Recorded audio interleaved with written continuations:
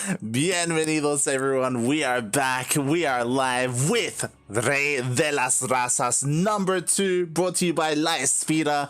And speaking of Espira, I am of course Light's VIP, and with me is one of the pillars of Espira. He's always behind the scenes when it comes to Sentimiento Latino, Battle of the Americas.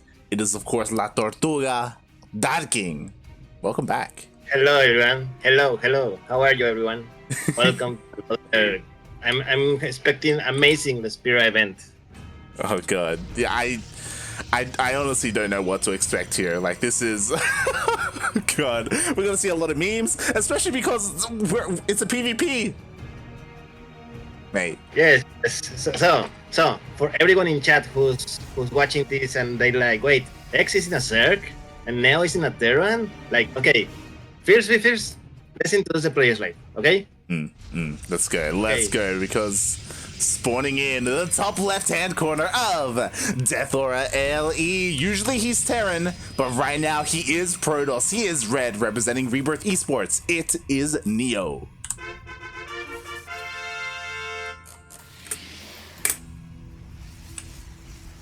In the bottom right corner of the map, the blue Protoss player for this game, we have the Colombian player X.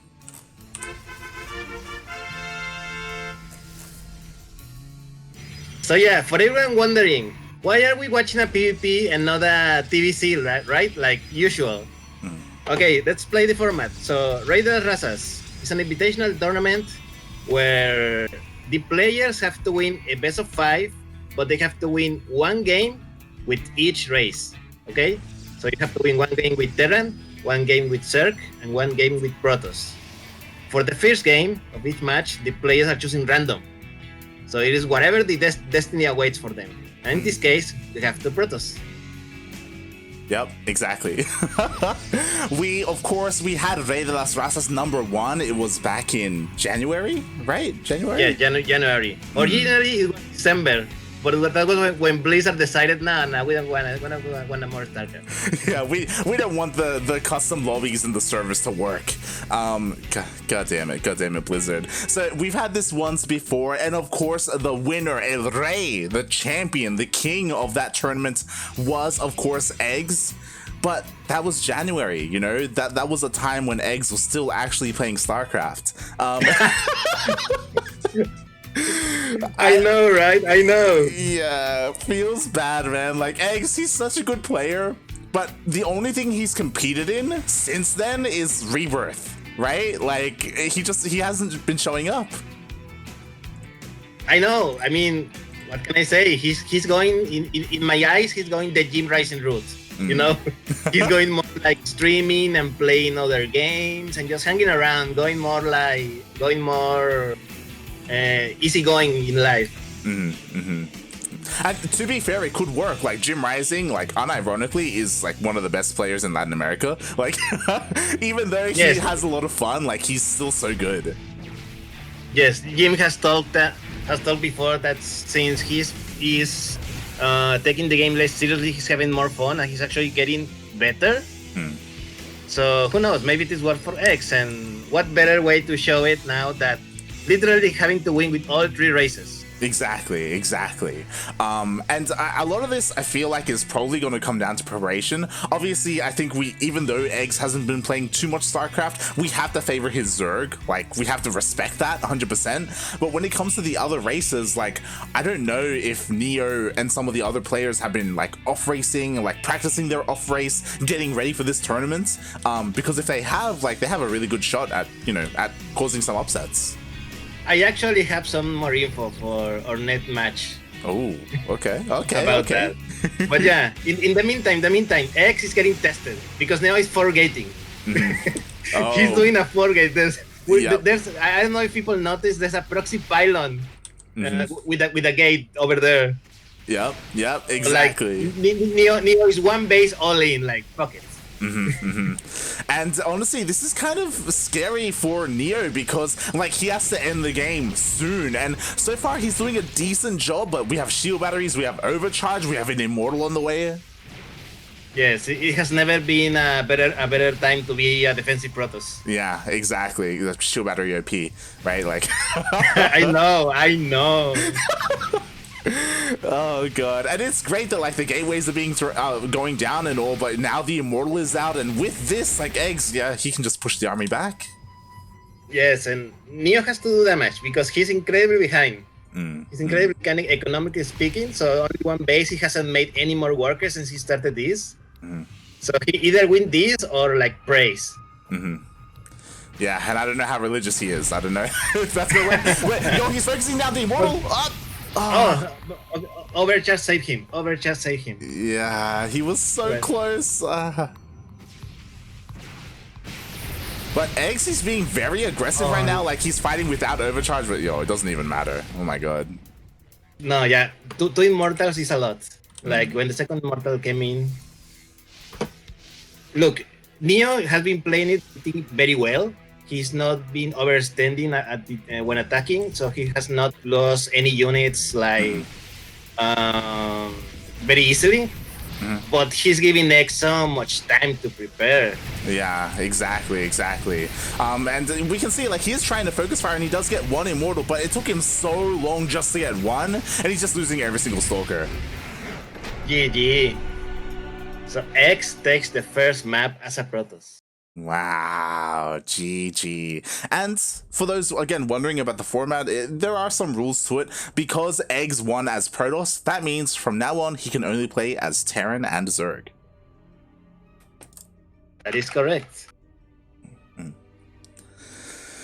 Oh boy. Of course, Neo still has all races available to him. Does he still have to play random, or can he pick? He can pick. Yes, for the rules now, the maps are predetermined, so we have the maps, and eGGz pick first and Neo pick second. So the loser of the previous game always has the advantage. Okay, fair enough. So eGGz, of course, does have that advantage. As I quickly update the score on the screen right now, there we go. He is up 1-0, and now Neo can pick his race. Obviously, so for those wondering, Neo, his main race is Terran, but does he want to waste his Terran up against the Protoss of eGGz? Like that's also something you have to try and think about. Perhaps. I mean, if I were Neo, I would probably save it for his main race. Oh. So eGGz has picked his race. Yeah, so it looks like eGGz is going to be playing Terran. What is Neo going to go for? So I also have some insight. I don't want to say anything yet, just in case. But I was messaging Neo last night, actually, about this. Fun fact. We were talking about it, and I was like, oh, good luck with Razas today. Because it was last night for me, but still, like, this morning for you. And he's like, wait, it's today? He's like, what? Oh, God. So he was, like, panicking, trying to, like, get builds ready and stuff like that. Oh, God.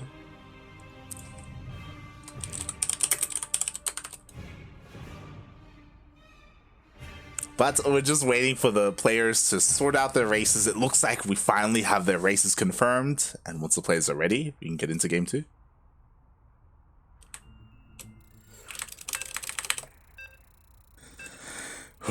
Oh boy.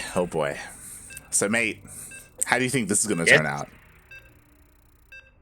The reverse races. I look, I don't know, because I have never seen Neo off race. So you know how Neo has a very specific Terran style? Yeah. And style honestly doesn't translate very well to other races, especially the ones that he's playing right now. So I'm gonna predict that he's going to try to all in again in this game. Oh, probably. We'll see. We'll keep an eye on that pool timing. We'll keep an eye on the gases as well. To be fair, there's a lot of like things that Zerg could do. For those wondering, you can see on the screen right now, Neo has picked Zerg against eGGz's Terran, so they're playing like each other's main race against each other. So, oh boy. That's all I can say. Here we go as we spawn in to Lightshade LE. Spawning in the bottom right, we have the Colombian Terran, the pink Terran, representing himself. It is, of course, El Capullo, El Envuelto, eGGz.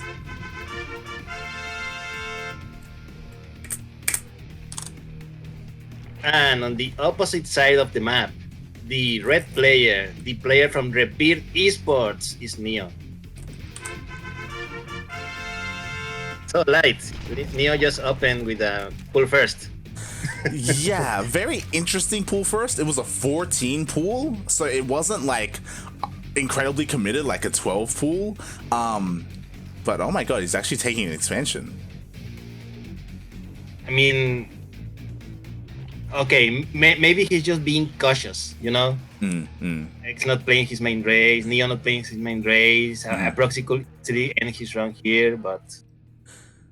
Yeah, I'm really curious to see how eGGz responds, because eGGz is SCV scouting, but I don't know if he's going to know what this timing means, because this hatchery is meant to look standard, because Neo is trying to hide his early pool timing, right? Like 6 things are on the way, but can eGGz like figure out like, hey, what this really means? I mean, he should be able to, because his main race is Zerg, question mark? He should be able to, I mean, in theory. In theory. Look, I don't know what League has done to him, okay? Oh god. But yeah, 6 things are on the way. One. Oh, SCV strap. Rip SCV. You did your job. It did. He gave his life for the cause. And this is scary because I'm sure Neo would have wanted to hide the Lings for as long as possible, but because they've revealed themselves, like eGGz, he just has to micro, keep his Reaper alive, and he shouldn't lose, or his CC shouldn't be delayed. Yes, correct. Oh, bunker. So eGGz is extremely cautious over this. Yeah, and... But micro good. Oh no, he didn't finish at SCV. Oh my god, he's focusing the SCV. Can he get it? No! Oh god. Actually, so yeah, honestly, Right. pretty good micros so far, but eGGz, he keeps his stuff alive. He's good. Yes, he only lost 1 SCV. Only lost 1 SCV. Honestly, he should have 2 SCVs at least. Oh my god. And so what's interesting is that Nier has not been droning up. He actually got a Roach Horn and he's making Roach. He's 100% all in, mate. Oh god. See, what I told you. Oh no. I see the future link. I see the future light, and it's full of cheese. It is. It's full of cheese, mate. I hope the people in the chat are not lactose intolerant, because we're gonna get a lot of this today. Yeah. Unfortunately, X sees everything. So he knows. He knows he has to prepare now. If I were X, I would probably throw another bunker. So we'll see how eGGz does here, because the correct response after seeing this, you're meant to evacuate the natural. Like, it's so difficult to hold the natural against all these roaches. You just lift up, get a bunker on the high ground, and hold on the ramp. If eGGz decides to hold here in the natural, which it looks like he's doing, there is a chance that Neo can get some damage done. Boy, and here come the roaches. 1 SCV, 2 SCVs, cancel on the bunker, 3 SCVs. Okay, so far so good. So far, one roach does go down. A lot of lost mining time, which is nice, but Neo, he needs to use his biles. Yes. Look, Neo now knows that he doesn't have to be all in. He's starting to make drones again. But he's doing okay. I think he's doing okay, but I think he could do better. Yeah, 100%. He could be a little bit more aggressive with his biles. He could be chipping away at the bunker, maybe killing the bunker. But instead, as we can see, like, he is droning up. Like, his goal is just to delay the economy of eGGz. You can see that this is a man who does not play Zerg. Oh no, drone! The miss rally. Oh god. Alright, well, here comes eGGz. He's looking to just surround the roaches. One SCV go down, 6 SCVs in total. It hurts. It just hurts seeing the Ravagers not use their biles. It just hurts. It just hurts. No, right? I know. Like, It's okay. mhm. At the end of the day, we have equal amount of workers. So Yeah. this is bad. This is bad for Neo because he should be ahead in workers right now. Yeah. Yeah. When you're the same number of bases, same number of workers as a Terran, you know you have problems. This is rough, especially because eGGz went for a 1-1-1. He's working on a Banshee. I feel like if eGGz was working on Cloak, it could be GG. But because he doesn't have Cloak, Neo, he's not dead. But he needs a third. He needs another base, mate. If I were X right now, I will make a push as soon as the tier tank shows up. You know, with the amount of roaches that you destroyed, and you know that your opponent doesn't have a third right now, this is a really good moment. Yeah, definitely. I mean, we can see the difference in army supply, right? Like, Neo doesn't have anything. He's actually going 2-base Muta. Someone has been watching too much Jim Rising. I mean, if he's been watching Jim Rising, he's just been watching Jim sleep all day. Like, that's... Oh my god. Look, man, you gotta pay the bills. Did you like tune into Jim Rising's 70-hour stream? I didn't, but I know that he did it, but I didn't watch any of it. All I watched was a clip of Jim sleeping. Yeah. And then a StarCraft 2 like ad. Yeah. Fell over. Yeah. That's hilarious. I recommend that to everyone watching right now. So for those wondering, Jim Rising, the Mexican Zerg player or random whatever streamer, it was more than 70 hours. It was like 72 hours or 78. It was 72 hours. Yeah. 72. Jeez, like 72-hour stream, where he was sleeping on stream basically for each of those days as well. And there's a clip on Twitter where he like someone called him and he ignored the phone call. He went back to bed and then like he had like a cardboard cutout of Raynor just fall on top of his head and he just ignored it and just kept sleeping. Light. I don't want to interrupt you, but X is doing exactly what I told you he was going to do. Yeah. He's yeah. Like there's nothing. There's nothing to defend. Look. There's a little catch. There's 9 meters on the way, and X does not have Steam yet. True. So he has that. But the question is this enough? I don't know.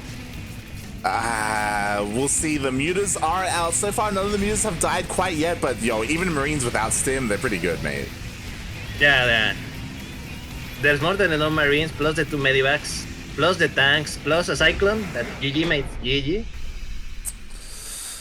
GG. Well played. eGGz takes game number 2, and this is scary because now eGGz, the only race left to play is Zerg. I think this is when Neo goes Terran and goes and takes at least 1 point off of X. Mm-hmm. Yeah, Neo has to play Terran, right? There's no way. There's no way he plays something else, or is there? Who knows? Maybe secretly his versus Zerg is like 90% and races, and we just didn't know. So this is where I'm really curious to see if he's gonna commit to this. I imagine he has to play Terran. It's gonna be crazy if he doesn't. Let's find out. Yep. Terran is. So we're going to see the, in theory, best matchup for Neo, TBC. We're probably going to see his famous mech style. Mm-hmm.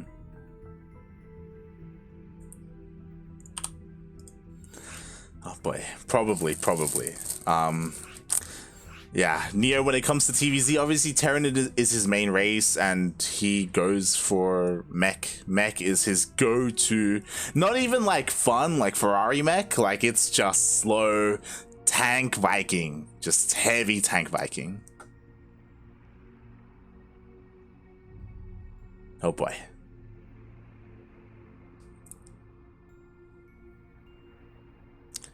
And this is just a rough place to be in. So, I mean, this is a best of 5. eGGz just needs one more win as Zerg, as his main race, and bam, he's already in the finals, mate. This, I mean, if Neo can make the reverse sweep, my respects, man. Oh, my respects. Can you imagine if you trio eGGz against his main race while you off race? That would be insane. That would be absolutely insane. It should never happen. Oh boy. But of course this person is going to be trying to, as we are loading in 2 pillars of gold, LE, and spawning in the top right hand corner, we have the Terran player with his main race representing Peru and Rebirth Esports. It is Neo.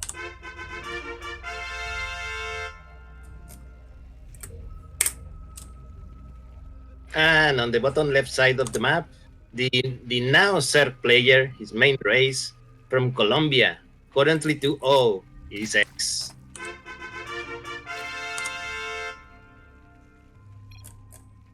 So, Light, fun fact. Both players, neither player is Chilean, yet both are in Chile. It's very true. Actually, no. I mean, actually, technically speaking, Neo is Chilean. He has double citizenship, as far as I know. True. Very true. He's not just a resident. Yes, not anymore. So he does have that over his opponent. I guess, question mark. I guess. I mean, if you think being Chilean is an advantage, sure, go ahead. Yeah, it could be.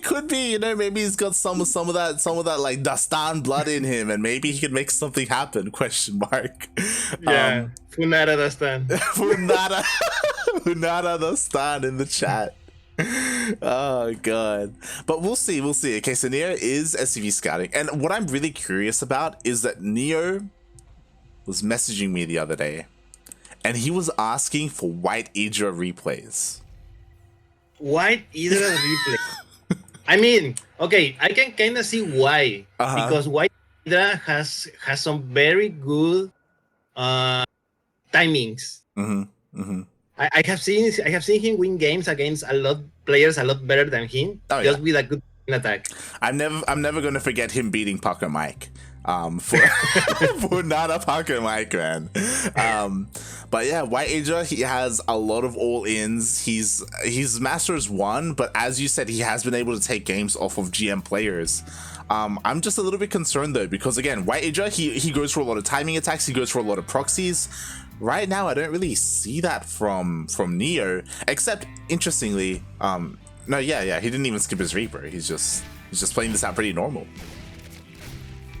Look, I think this will be a surprise versus eGGz, because Neo is known as the mech Terran, as the slow Terran, and if this Terran suddenly makes a 2-base all-in against you that you are not expecting, you can probably die if you're not careful. Oh yeah, definitely. And we already see some interesting things happening. We do see the starport on the way for Neo. And again, this is something that he usually delays quite a bit. Again, he plays a lot of mech. That's his go-to.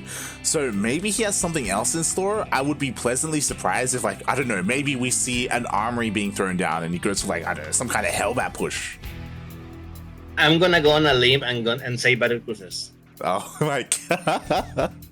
He has already his 2 gases. If he takes a tier gas in his natural, look, I told you. Only a Terran knows what a Terran is thinking. It isn't like 100% efficient. Like, obviously he could have, like, I don't know, made the tech lab with his racks and then switched a little bit earlier, but this could work. He just needs to deny the scout. Oh god, the Overlord. Yes. It's on the way. But maybe he sees it, maybe he sees it. He needs to fake tech. He needs to fake the cloak. Like, otherwise, oh god. He sees the 111. He sees the researching. He sees the fusion core. X knows. It's okay. It's okay. He's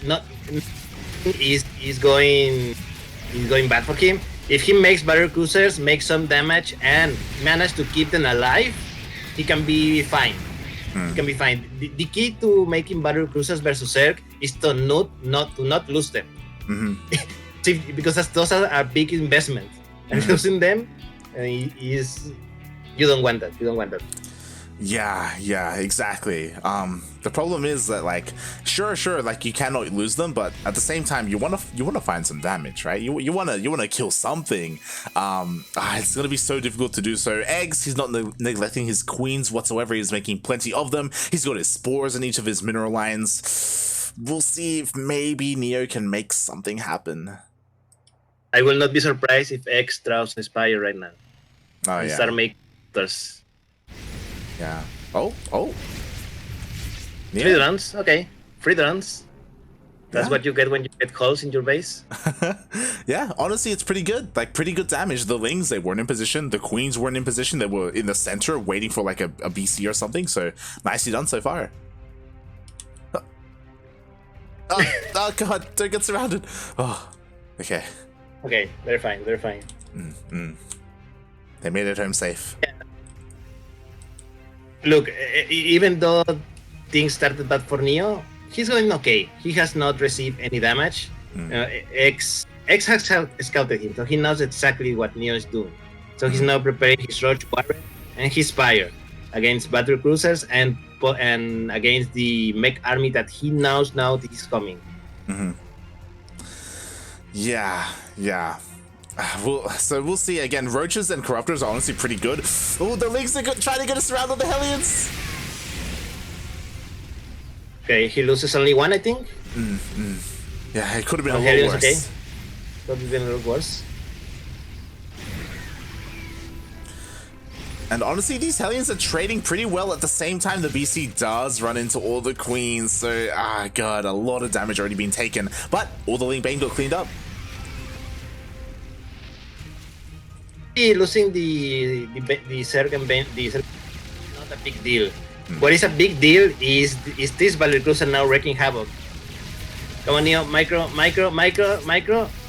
No, he misclicks. No.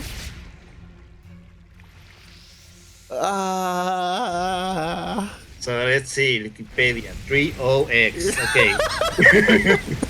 Oh no! I mean, he got his teleport on time, but he just teleported to the wrong place. I'm guessing that he tried to click on his minimap and failed. Yeah. And instead click on the normal map. No. So yeah, now a lot of damage with this counterattack. A few Exhibit lost, a few Hellions lost. There are times, but they are not in position. Like. He's losing the mules. He's what's crazy to me is that Neo, he's doing it again. He's dropping mules in the face of the Roaches. He just lost 3 mules. I know.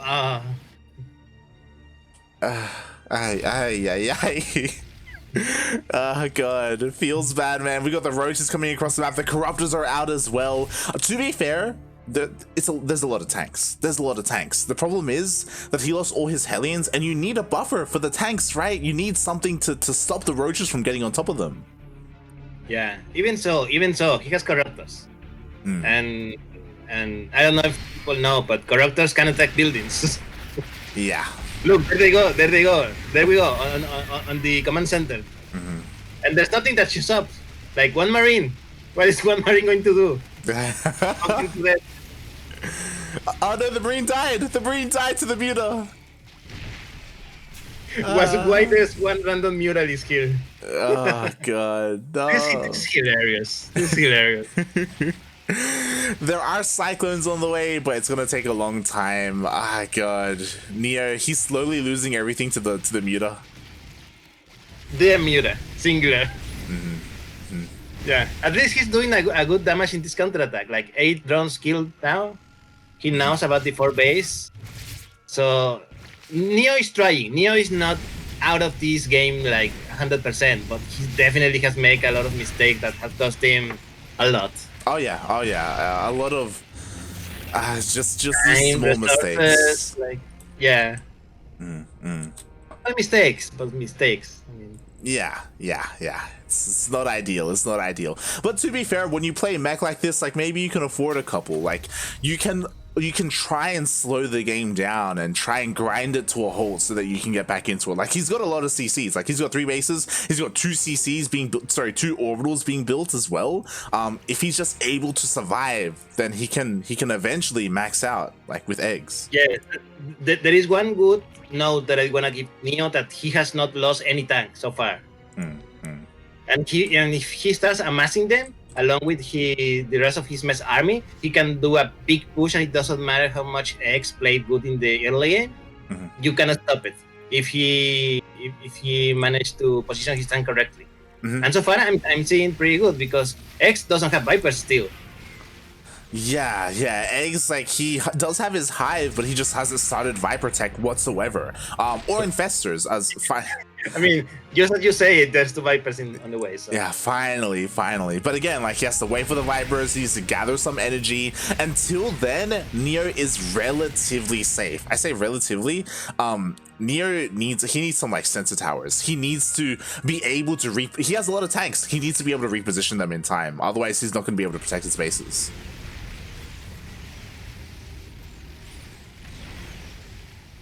Oh boy. Right. Good keep trading.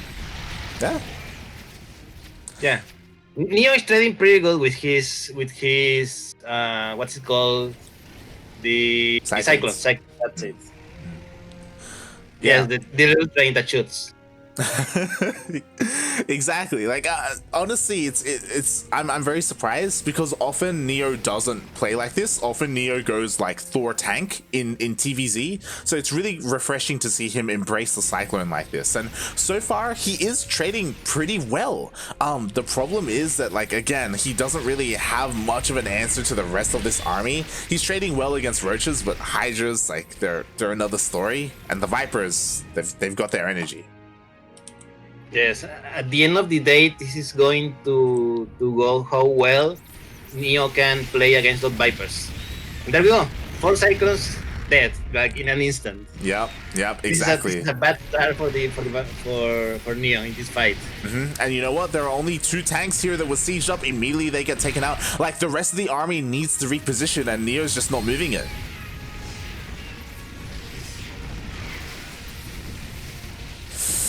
Oh boy, and in the end, the CC is forced to lift up. To be fair, not a lot of SCVs have gone down. And Eggs isn't dealing too much damage with this. Again, like, Neo needs to move his army, mate, and then he can hold. Oh god. He's fine. He has a lot of units, but honestly, the problem is, I'm guessing that he's afraid that if he moves his tanks from the other bases, a counterattack is just going to happen and destroy everything. He's playing very carefully, but the problem is that extra carefulness is costing him like time and resources. Yeah. That's the thing. Every time that he pokes, he drives Neo a little bit back until you put him over the edge and kill him.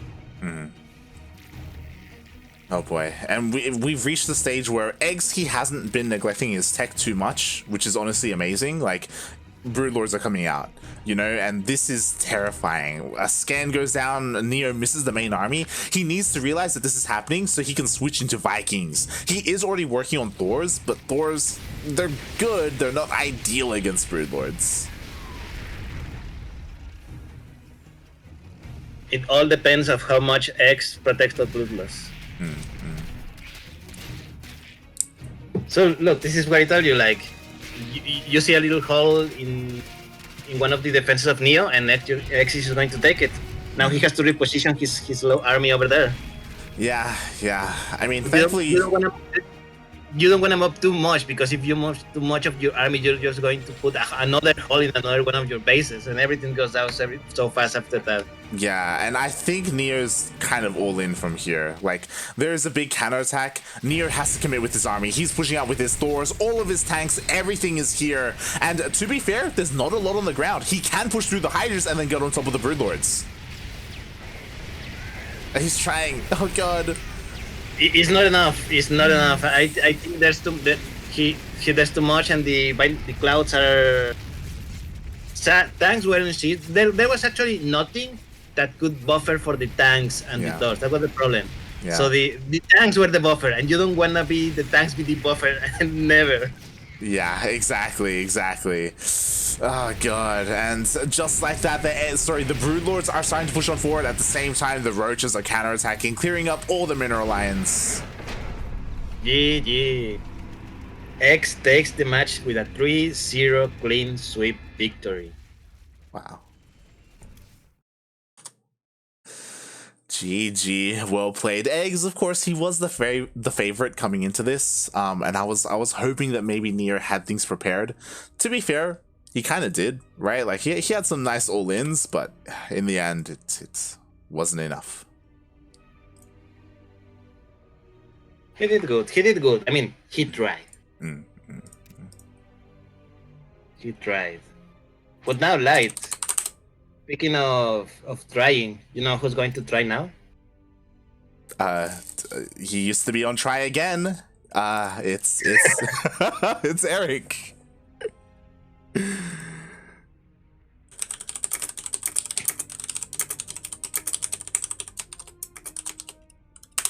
Oh boy. As people on the screen can see right now, we are getting into our Brazil versus Brazil match. Two, honestly, heavy hitters in the scene. Erik, I love that Erik has been active recently. He's like the opposite of eGGz, where eGGz was playing a lot of StarCraft last year, and this year not so much. And it's the opposite now, where Erik, he was kind of taking a backseat a little bit in the year 2020, but in 2021, like, he's been playing in almost everything he can. Yeah, I think a lot of things like this in Latin America, I think that comes and goes with the times. And right now we're in the times of Erik just playing everything that he can, and which is a good thing, because my God, that is a good player. Oh yeah, he has so much potential with him, especially because I always talk about this. He went to Korea in 2019. He spent a long time there with Juanito working on his play. I do want to like eventually see that come to fruition, because as you said, he has been top 4 in Latin America for such a long time. So it's always great for the scene to see him return to the game and do well. The problem is that his opponent, Shakti, aka Nano, has also been doing really well recently. Like, his Protoss is scary.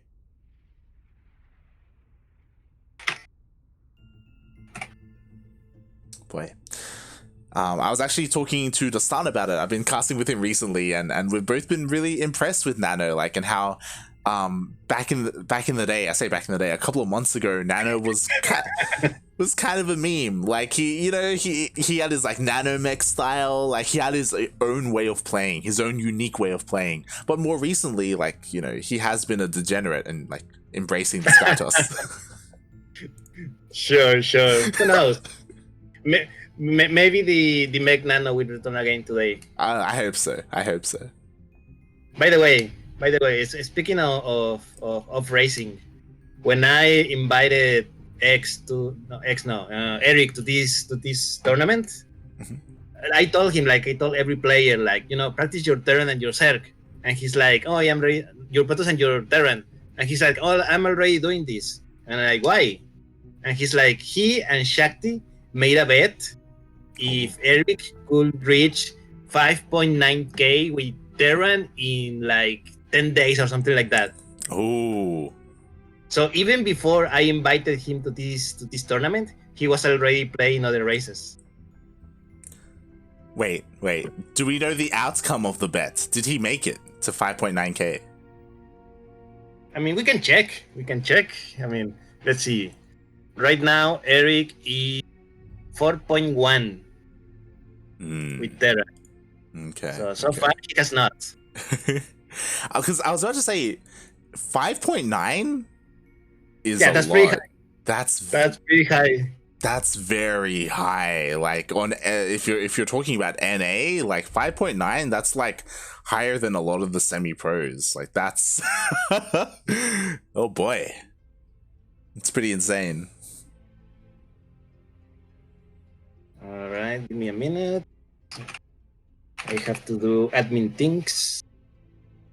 Which, by the way, not only am I casting this tournament, I'm also administrating the tournament, and I'm updating the Wikipedia pages, and I'm keeping an eye of all the streams. So yeah, I'm basically doing everything.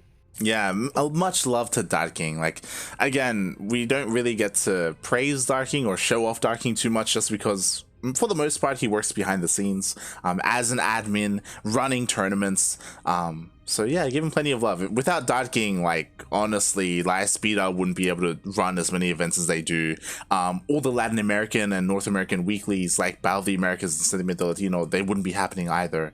Like, Darking is a pretty core important parts of the Latin American scene for StarCraft, at least. No, fuck that. Pay me instead.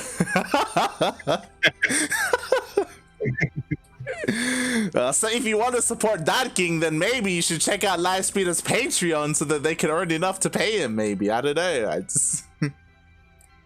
Nice segue. Nice segue. Exclamation mark. Hold on. Let's see if the command works. Exclamation mark LA Patreon in the chat if you want to have a look at the Livespeeder Patreon page. Again, for the most part, this is for Latin American speakers, as their Discord is in Spanish and everything. But if you do want to support the scene regardless, the option is there to do so. Livespeeder, they do a lot of good. They do a lot of good. Yeah, and whatever event that we do, most likely you are going to cast it. So English coverage is going to be provided. It will. Speaking of, can you talk a little bit about Livespeeder? Like, I don't know, do you have anything planned on the horizon? Maybe on some of the origins of Livespeeder. You know, give us some deets. Tell us about it. Sure. So Espira is the brainchild of Demon Swap, the Spanish caster, Spanish streamer, and Spanish a lot. He used to work for Blizzard like a couple of years ago. And one day, Swap messages me and says, "Hey, Darking, I'm trying to make like these little projects, you know, because back in the old day, I'm talking like 2012 and more or less like that. There was a lot of StarCraft coverage in Spanish. There was a lot of websites covering StarCraft. And right now, there's like nothing, you know? So Swap wanted to make a website that talk about StarCraft in Spanish for all Latin American, you know? And along with that, he wanted to make events. So we have our main website that covers tournaments, and we have news and interviews and things like that. And then we have our community events and our professional events. One of these events is, of course, Rey de las Razas, which you're watching right now. And all of this is in part thanks to the Patreon. So if you want to see more of what we're doing, please subscribe to Patreon. We need it. Please. I haven't eaten all week. We need the support. Oh God. Speaking of support, here in the top left hand of the map, romanticize. Yeah, we romanticize. We have the now Zerg player in this game, Brazilian player, playing for the bad. It is Shakti. He's gonna need all the support he needs. Oh yeah, especially if he's gonna hold against this as spawning in the bottom right-hand corner of Romanticide LE, playing his main race of all things. They rolled the dice, this is what they got. We have the Brazilian and Zerg player, currently teamless, going for a pool first. It is Erik.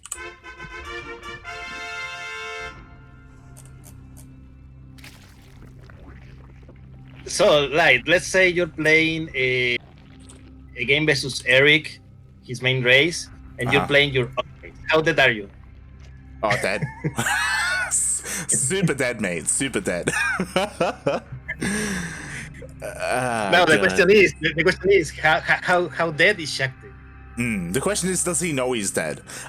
Because he is sending his overlords across the map. I don't think he has seen the overlord of Erik quite yet, but he will just now be running into it. So now he knows, oh my god, I'm in a ZVZ. The hell do I do? I went for a hatch first like a madman against Erik, who already is sending lings across the map. He's hiding them. He's hiding them. Oh no. And Shakti actually, he doesn't go in. He doesn't go in to check the natural, so he doesn't know it was a pull first. Oh god, now he knows. He saw. Look, Shakti has a little bit of advantage playing Zerg instead of playing Terran, possibly. Because I don't know if you remember, Shakti used to play Zerg. Oh, really? Oh. Okay, do you remember Intel Extreme Master Sao Paulo? Like 2013, 14, something like that. Shakti played there. Shakti played there. He actually beat in the group stage. He beat Hello Kitty. Do you remember him? Yeah. He beat Hello Kitty, and back then Shakti was playing Zerg. Wow. Okay. So we'll see if it comes back to him. It's been a couple of years, but like already, like these things of Erik, he's already killed what, 2-3 drones. He's been able to overwhelm the lings here of Shakti. Shakti has to make sure he keeps the queen alive. The queen almost got surrounded. Oh no. Oh no. GG. Oh wow. That's. I mean, I guess he knew. I guess he just knew that he didn't stand a chance. Yeah. It's really unfortunate, like in a random versus random, opening up hatch first like that, honestly, it's a little bit greedy. And he was punished for it. Aye. I mean, to be honest, sure, I guess you are correct. But if this was any other matchup that it was not CVC, it would probably be okay. Yeah. Very unlucky. Oh boy. And just like that, Erik takes the first game, of course with his main race, but now things are kind of crazy because now we have our players playing all of their off races. Erik is going to be playing Terran. Shakti is sticking with Zerg. He is. Meanwhile, Erik is going to play Terran this time. So we'll see how good the Terran of... I have never seen Erik play Terran. I have no idea how good or bad he is with Terran. Like, this is going to be a first for a lot of people, I think. Oh yeah, definitely. Like, we rarely get to cast Erik as it is, and now we're going to see his off race. An off race that he has been practicing a lot of. As you said, he made a bet with Nano about their Terran to see how good they can be. To be honest, I don't remember if it was the Terran or the Protoss, but he was definitely off racing. See, 1, 2, who's missing? Jim Rising, of course. Jim Rising is missing. Always missing. God damn it.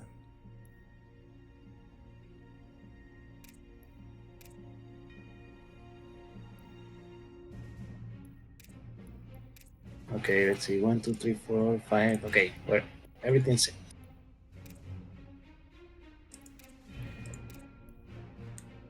I'm just quickly checking their accounts, and Shakti is around 5k with his Zerg, not bad. Erik around 5.2 with his Terran, so pretty close.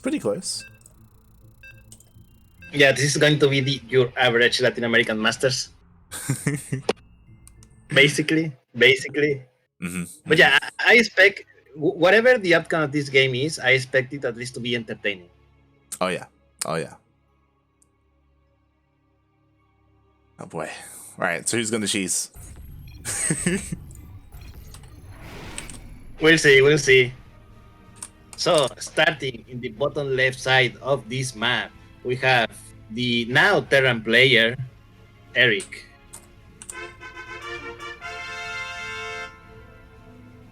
And spawning in the top left-hand corner of Lightshade LE, we have the Brazilian Zerg player. He is representing Team The Bad, playing Zerg once again. It is Shakti.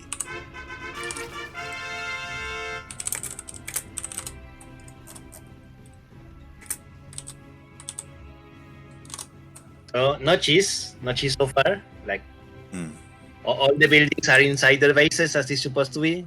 Yeah, I'm very disappointed in these players. The hell are they doing? Do they not watch Neo versus Erik? The hell? Sorry, Neo versus Eggs?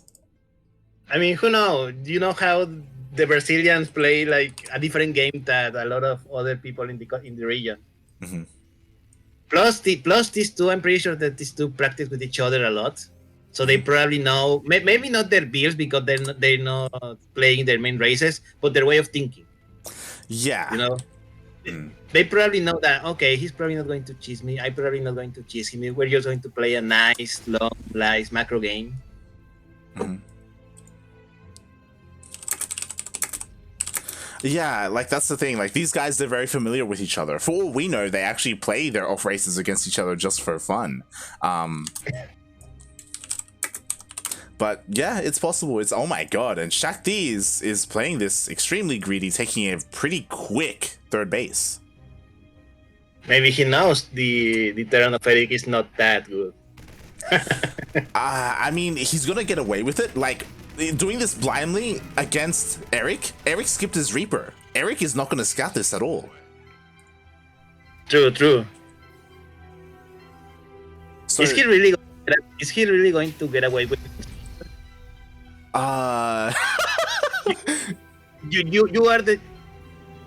you are the sir here, like you. Wait, what is Erik doing? So there's a couple of things, right? Erik is going for a 3 Rax. Oh my god, he's going for 4 Raxes. He's just gonna send it across the map with Mass Marine. And Shakti, honestly, this isn't the worst. Actually, it kind of is, because he went for a very fast third base to do this. He still doesn't have his gases. He's not gonna have link speed, he's not gonna have banelings, he's not gonna have anything to defend. He's gonna have queens and lings. Slowlings. Like, what am I watching? You're watching Brazilian StarCraft, mate. Like, this is the kind of builds that I will see like in the first months of Wings of Liberty, mate. Not like 10 later. Right, exactly. You got 4 Raxes with 0 add-ons. It's like not even a stim timing. Like he's just gonna send like naked Marines. Oh man, this is hilarious. You know what? Okay. He sees it. He sees a lot of Marines. He's probably like, why are there so many Marines up here at this minute?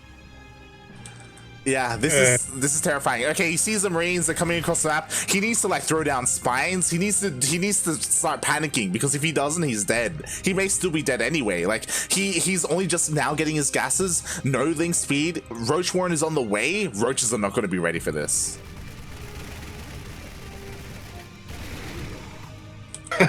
Like, where are we watching? Oh my god, we'll see. It's only queens and small lings. Slow lings. The queens, they don't have enough energy for transfuse, but maybe it's enough. I think it is enough. I mean, queens, you have to remember, they're pretty tanky, especially against Marines. Like, Marines take quite a number of shots to kill a queen, and the queen doesn't need that many shots to kill one Marine. Yeah, queens are pretty thick. And they clean up. Erik was able to trade pretty well, as we can see in the units lost, in the resources lost. But like Shakti didn't lose anything significant. There's another wave coming, by the way. He looks like 2 or 3 drones only, and he opened with early 3 bases, so it really does not matter very much. Yeah, and there's still Erik is just continuing. I mean, he doesn't have enough upgrades, and he's just sending them to their death. Yeah, exactly. There's no stim, there's no combat shields, there's nothing, and now all those queens are still alive, and now there are roaches as well to help defend. Like, these Marines are not going to find any damage.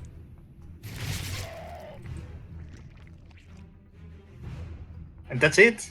That now is time for the counter attack, I think. I love. To be fair, to be fair, Erik has a pretty good defensive position. He does. That's what I'm going to say. The problem, but that's all he has. like even when it comes to the defensive position, he has no tanks, he has no factory, he has no starport. He actually threw down 2 more Raxes, so he's going for 6 Rax right now, and he doesn't even have any reactors. He probably could have gone some reactors instead of extra Raxes. Like I don't know if this is going to be in like we'll see. I think it is going to be enough. There's enough Marines that you can they start to melt roaches pretty fast. This is nonsense, mate. It is. Welcome to Latin America, everyone. This is actually nonsense. This is 0-0 stimless combat shieldless Marines pushing away roaches. This is crazy. Are we sure this is Erik? He's getting away with just delaying his factory for so long. Oh my god. Are we sure that this is Erik and Shakti and not some random gold players? My god, it's what is this? What is this? This is White Asia versus like Jodo Carlo. Like what's going on right now? Oh god. Oh god. I agree. I mean, so sure, it's entertaining. Now the question is Erik going to do anything else besides Marines? Because he finished his factory, right? Yeah. He finished his factory. It's not doing anything. He still doesn't have a starport. The Marines, it was a bit of an anti-timing. Stim is done, but 1-1 is still like half a minute away. Like he really should have waited for it, maybe. Oh god, and Shakti's pushing in. Is there enough roaches? Only one way to find out. Oh no. Shakti's going ham with the roaches now. He's just making roaches non-stop. This is... Okay, Marines come on top, but taking into account that there are 0 medivacs. That's the problem. There's a lot of roaches coming, so... So I think Shakti can just start to thin out the Marines little by little and just win just because of that. Exactly. Like, sure, the Marines have +1/1 and they have stim, but every time they stim, they hurt themselves. And as we can see, this isn't efficient for Shakti at all. But like, because of the superior economy, because he has 3 bases, he has a 4th already done. Like, he can just keep going like this. Like he's making 4 more barracks. We need to talk to Erik after this, okay? Because this is... Yes, I mean, we need to make sure he understood the rules, that this is not Mondo Battles. Oh god. Finally, we have our first medevacs on the way, which is great. But this is one of those things. This is so Zerg, by the way. This is one of those things where Erik, as a Zerg player, he's like, Marines are so goddamn OP. Like, I'm just gonna make nothing but Marines, right? Like, because they're so good. And this is what happens as a result. It's like Jim Rising when he masses Void Rays. Oh god. Man, I feel like I'm watching myself playing. Oh god. The crazy thing is, like, if Shakti doesn't like end it soon, like, Erik could get away with this. I don't think this is going to last much longer, to be honest. It shouldn't. It shouldn't. It shouldn't. I mean, medivacs are here, so that helps. Yeah. But there's a lot of roaches. There's a lot of roaches. Mm-hmm. There's a lot of roaches that are going to be pushing through the natural. They're trying to get in. They're not trading as best as they could, but there's just not enough Marines.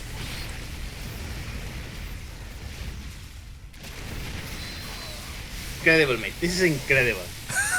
This is like the best game of StarCraft that I watch all year. Oh god. Erik, sure, he's pushing the army back, but he's losing all his SCVs in the process. Oh god.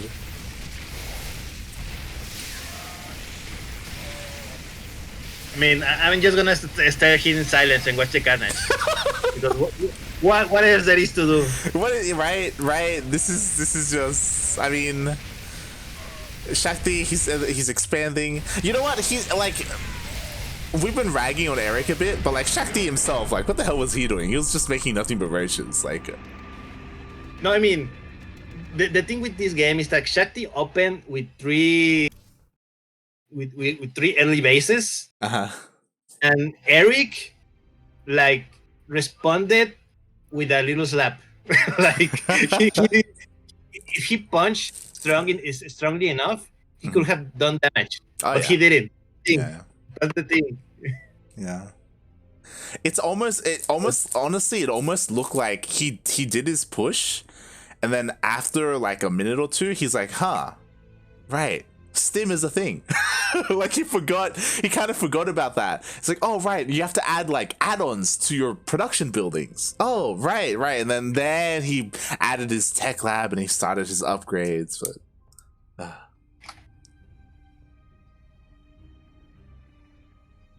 can you translate the Brazilian in the chat? Let me see. Erik is speaking something about trying to Push up a ramp? He was tempted to try to get up the ramp, but something about because he didn't have medivacs. Something like that. my Portuguese is like non-existent. The only reason that I can kind of get what they're saying is because it kind of looks like Spanish. Yeah, the Spanish words there, like ramp and go up, like subir and stuff like that. Like, yeah. God bless the Romance languages.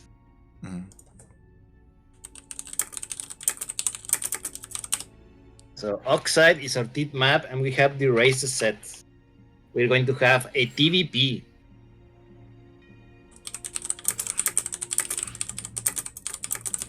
So what do you think, like TVP? I got no idea. It depends, because like you told me that Erik was like working on one of his off races. It can't have been Terran, based off what we just said. I know. It can't have been Terran. There's no way. There's no. After watching that, there's no way. It's gonna be his Protoss, right?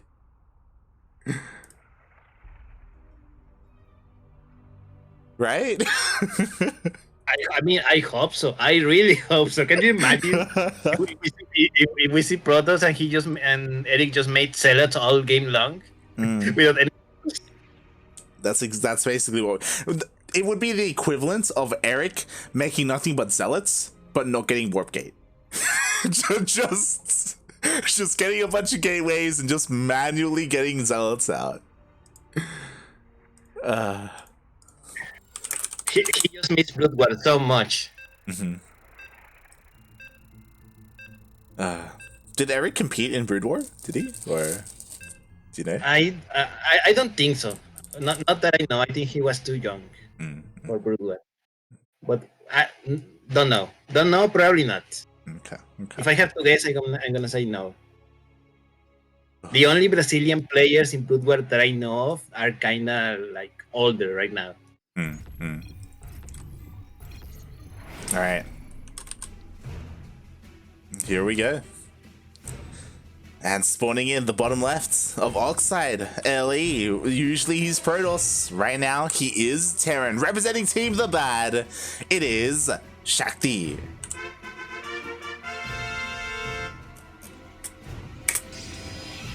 And on the top right hand of this map, we have the now Protoss player. The team less the teams. You're looking for someone. He's Erik.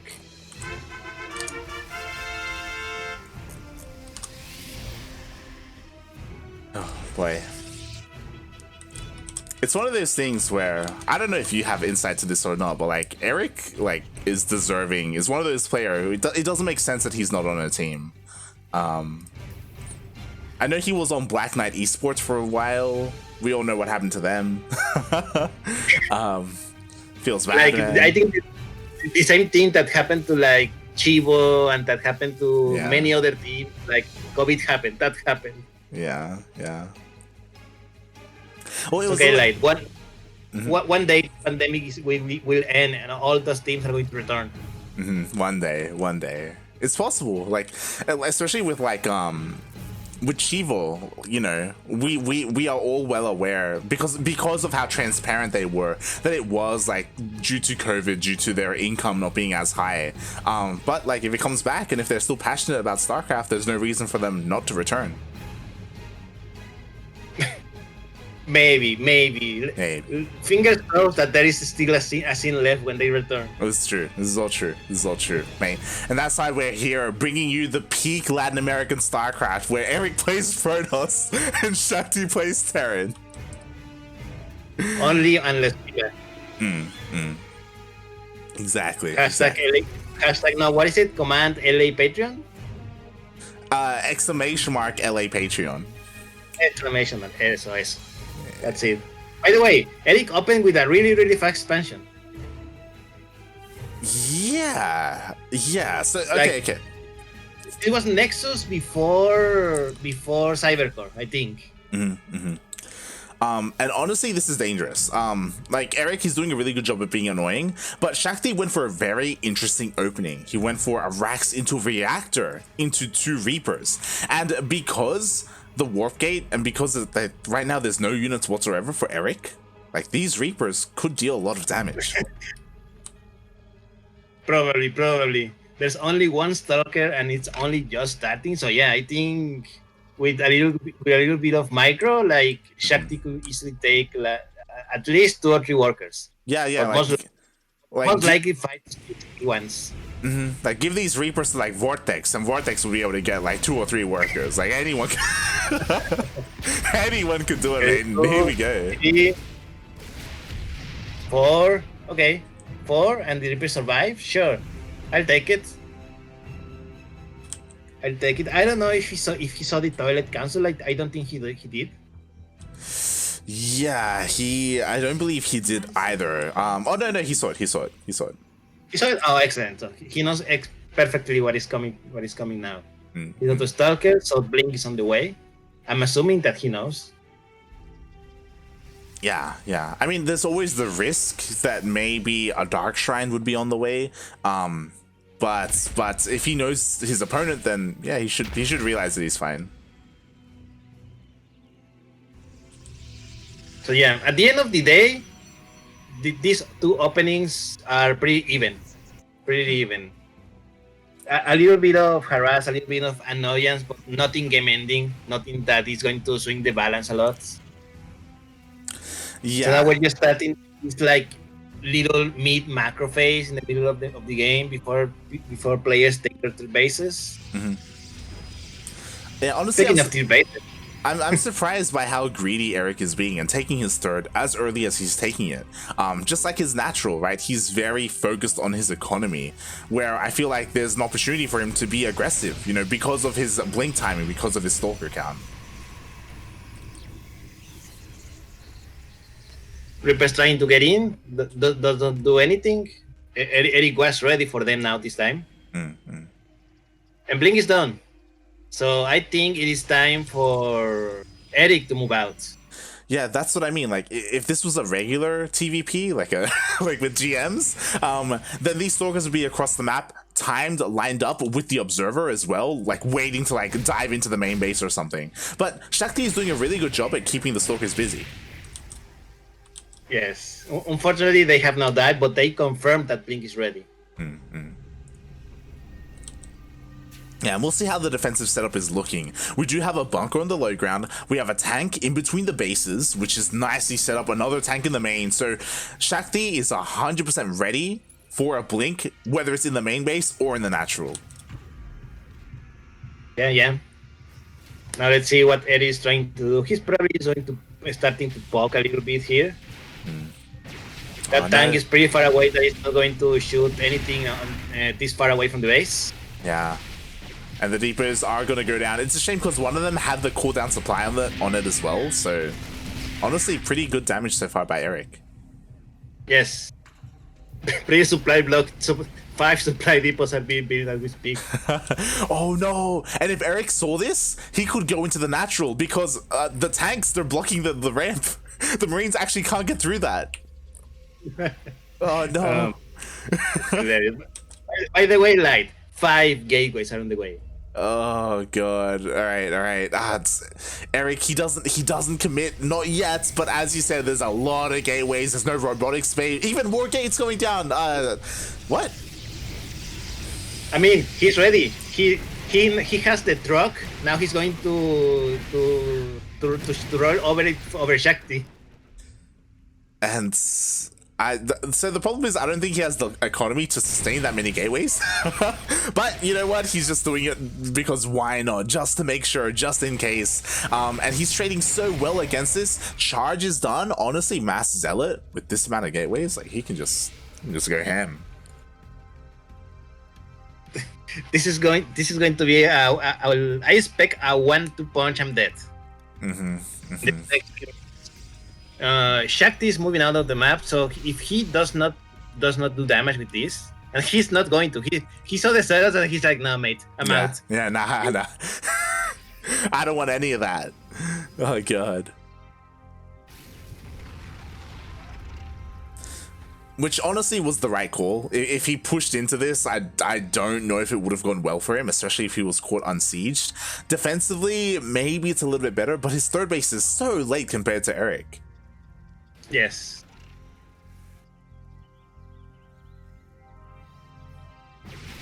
Right. Come on, Erik, blink. I want some action. He's not going to do it. He's been spotted. I mean, you know that these players are good enough with these races that they know when to back off. Yeah. Definitely. Any other less player will have jump over there with the blink, or if in the case of Shakti, he will have attack in the Tasmat of Zealous.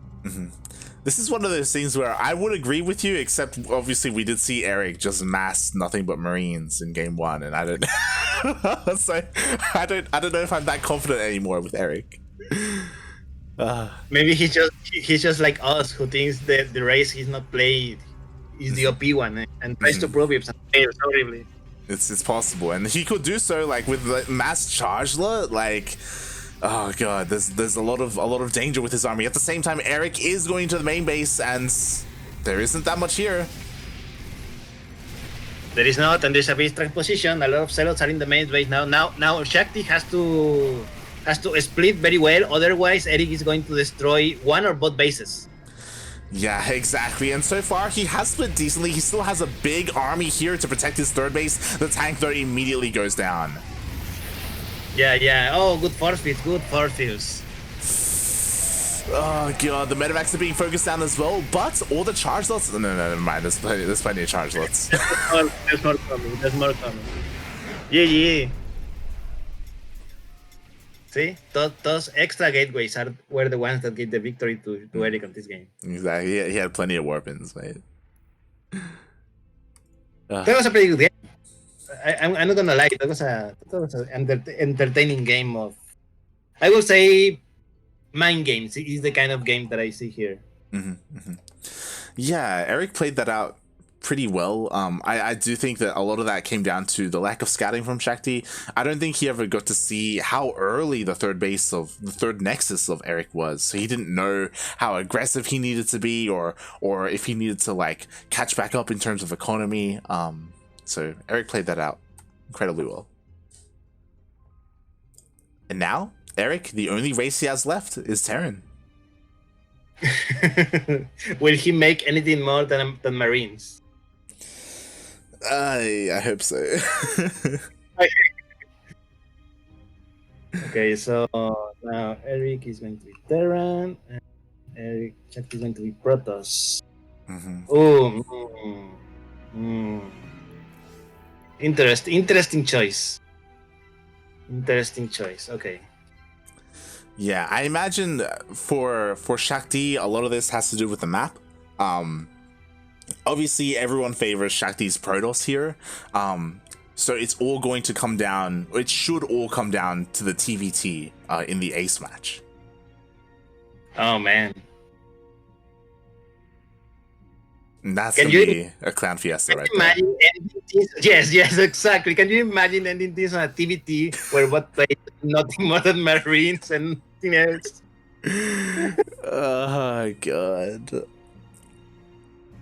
Hopefully Erik realizes the importance of tanks in TBT, because that's what you need desperately. But you know, we still got to get there. Like, it's possible that Erik has like maybe a specific cheese ready for Shakti on this map. We'll see, mate. We'll see. Oh boy.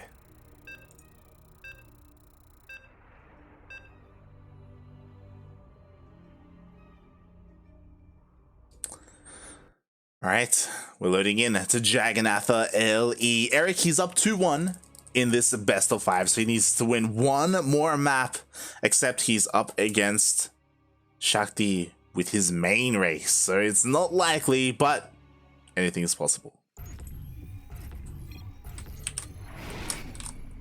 And speaking of anything is possible, here in the top right side of the map, we have the Terra player who believes that anything is possible if you have enough Marines.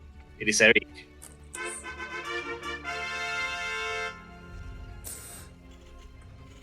And spawning in the bottom left hand corner of Jagannatha, we have the Brazilian Protoss. He is blue, representing Team The Bad, with his main race. It is Shakti.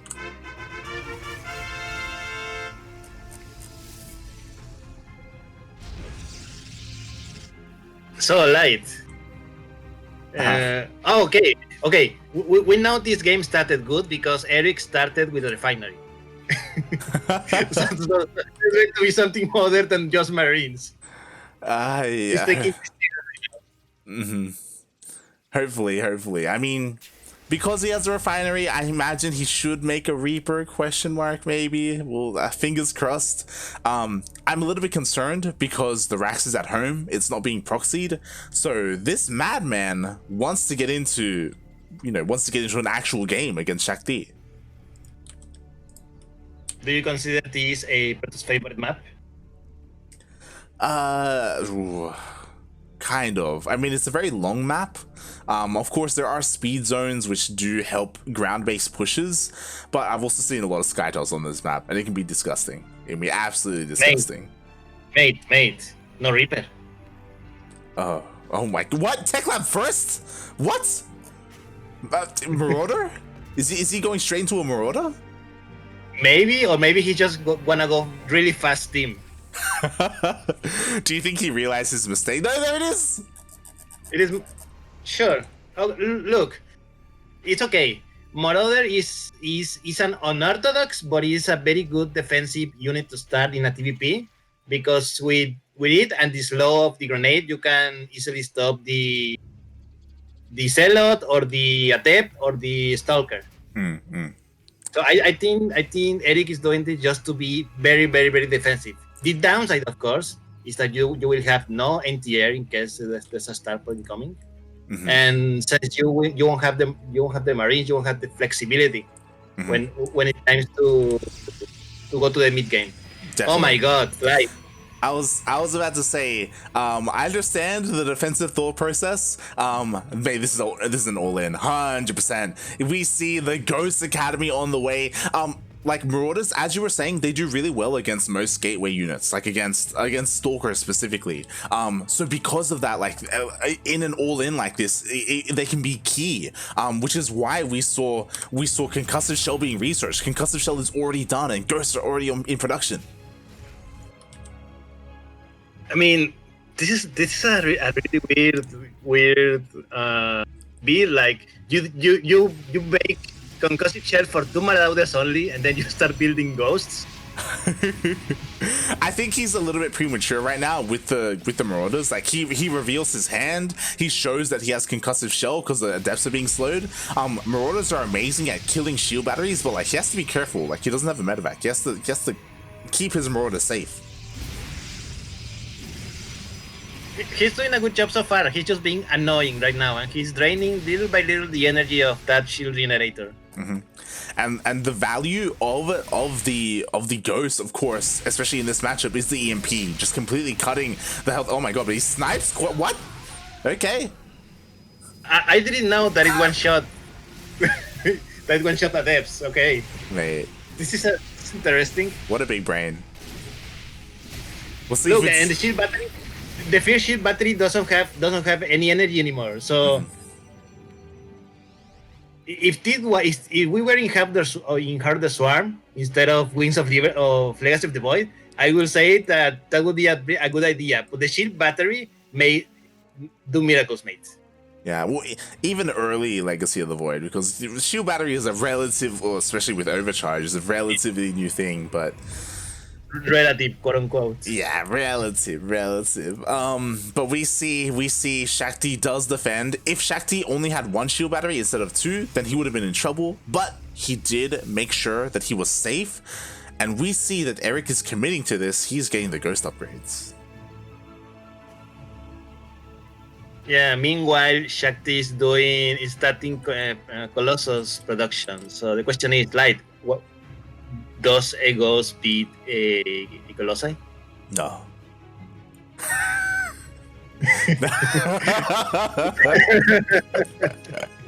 That's all we need to know. Oh god, like Shakti is doing regular Protoss things, right? Going Colossus charge lot, right? It makes sense. Sure. I honestly kind of like the composition, the idea of what Erik's going for, because what Erik can do is that he can EMP the charge lots, clean them up, and then the Marauder and the Bio, they can like focus down the Colossus, you know, and like stim them down, and we see that happen all the time. It can do well. The problem is that just like last time, he's not getting any factories. And you kind of need like Widowmines or tanks to help deal with Zealots, right? Because that's what the Zealots are afraid of. I wonder if Erik, he just knows how dead he is and he's just trying to entertain us. Maybe. If he wanted to do that, he'd be getting nukes. Sure. I'm just saying, Erik, if you're still alive in 60 seconds and if you're listening to the stream, then make some nukes, okay? In the meantime, this little bit of army just trying to... I'm guessing he's going to try to destroy the Knight, this third base, but mate, there's two Colossi. There is. There's two Colossi. Okay, he stands... Yeah, he sees the army. Honestly, there's not much here. He does have... Yeah, oh no, he's just backs away. That's the correct decision. It would have been very fun to see the disaster. It would have. He's wise enough. It would have been really cool to see him dive in, EMP, and try and focus down the Colossus and maybe kill like one or two of them before losing the entire army. Would have been a lot of fun. Would have. But it will not happen. Instead, he just comes back, he macros, he's preparing his steel base now. And the starport is almost done, so we'll probably see Medivacs very soon. I don't know what it is about Erik, but he just does not like factory units. He just doesn't see the value in them, and it's hurting him. I don't understand why is there an armor? Okay, it's just for the only reason he's getting an armory is for 2/2. Yes. God. 100%. 100%. I mean, look, we now know that Erik apparently doesn't play Terran, doesn't like to play Terran. With his unorthodox army composition. Yeah, it's interesting, to say the least. Meanwhile, Shakti is doing Shakti things. We got a bunch of Colossus, we're getting Disruptors out.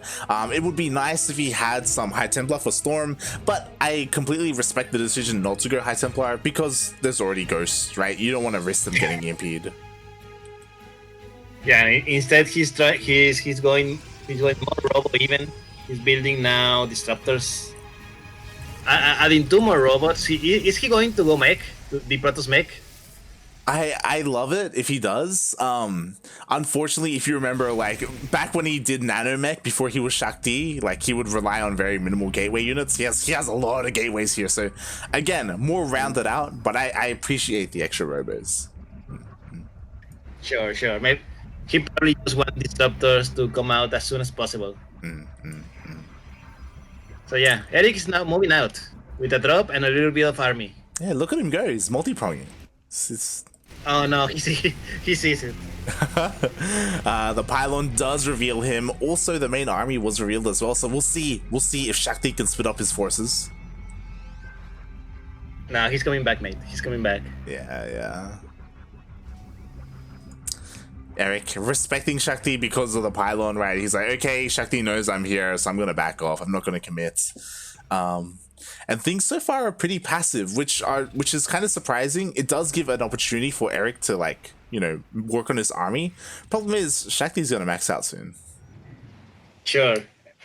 the amount of disruptor that he's going to have soon, mate. Yeah. Once you have like 6-7 disruptors, it's very, very hard to touch all the walls. Yeah, Shakti is gonna have a lot of balls to work with, and they're all gonna come into into Erik's face. And Erik, I don't know if he can stop it, mate. I don't know how good he can split.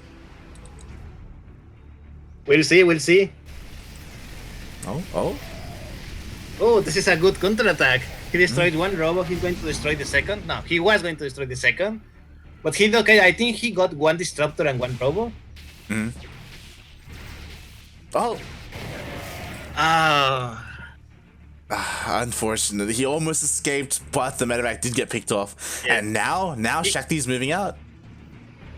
That attack went from very worse to oh no in 1 second. Very quickly.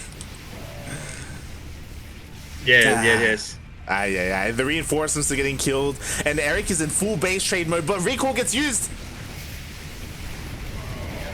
He's going to lose the army. I think he's going to lose the army. This is Shakti lost the base, but one thing as a talent is that you can never lose the entire army, because to rebuild it is take ages. So if Shakti can manage the amount of damage that he's taking and do a good counterattack, he can win this. Then with here. Otherwise, Erik has just made a brilliant move. Yeah. Like Erik, he dealt like damage in that he killed 2 Nexuses. That's great and all, but can he stop the mass Protoss army that's just gonna move across the map? Yes. Oh god. Also, 145 versus 200.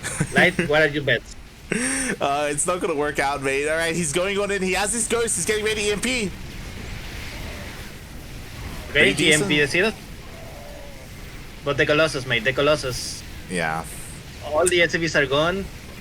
There's no medivacs. There's no medevacs. There are a couple of Liberators, which are nice, but the Protoss army is just pushing on forward, getting on top of the Liberators. The Liberators go down, and there's barely any bio left. But you know what? The Protoss army, it's been whittled away.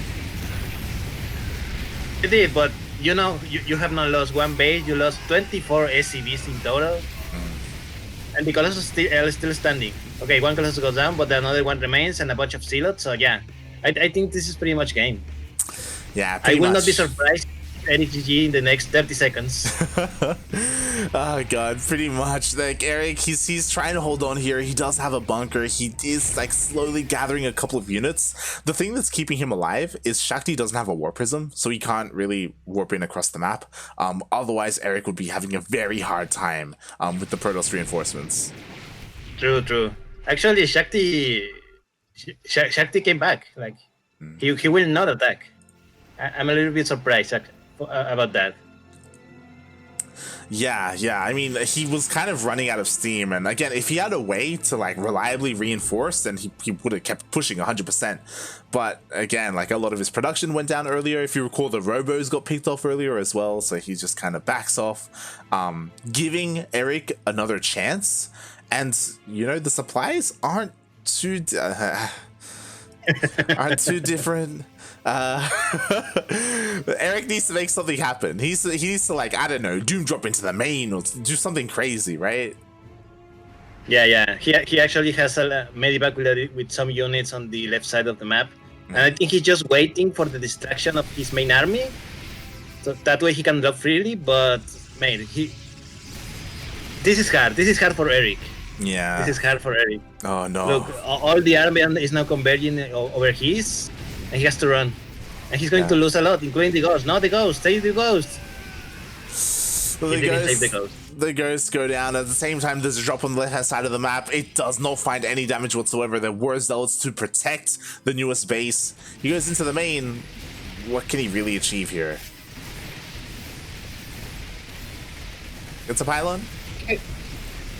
That's a good take. Yeah, it's a robo. He may die, but he's getting the robo. The army's on the way, mate. Oh no. Oh no. It begins.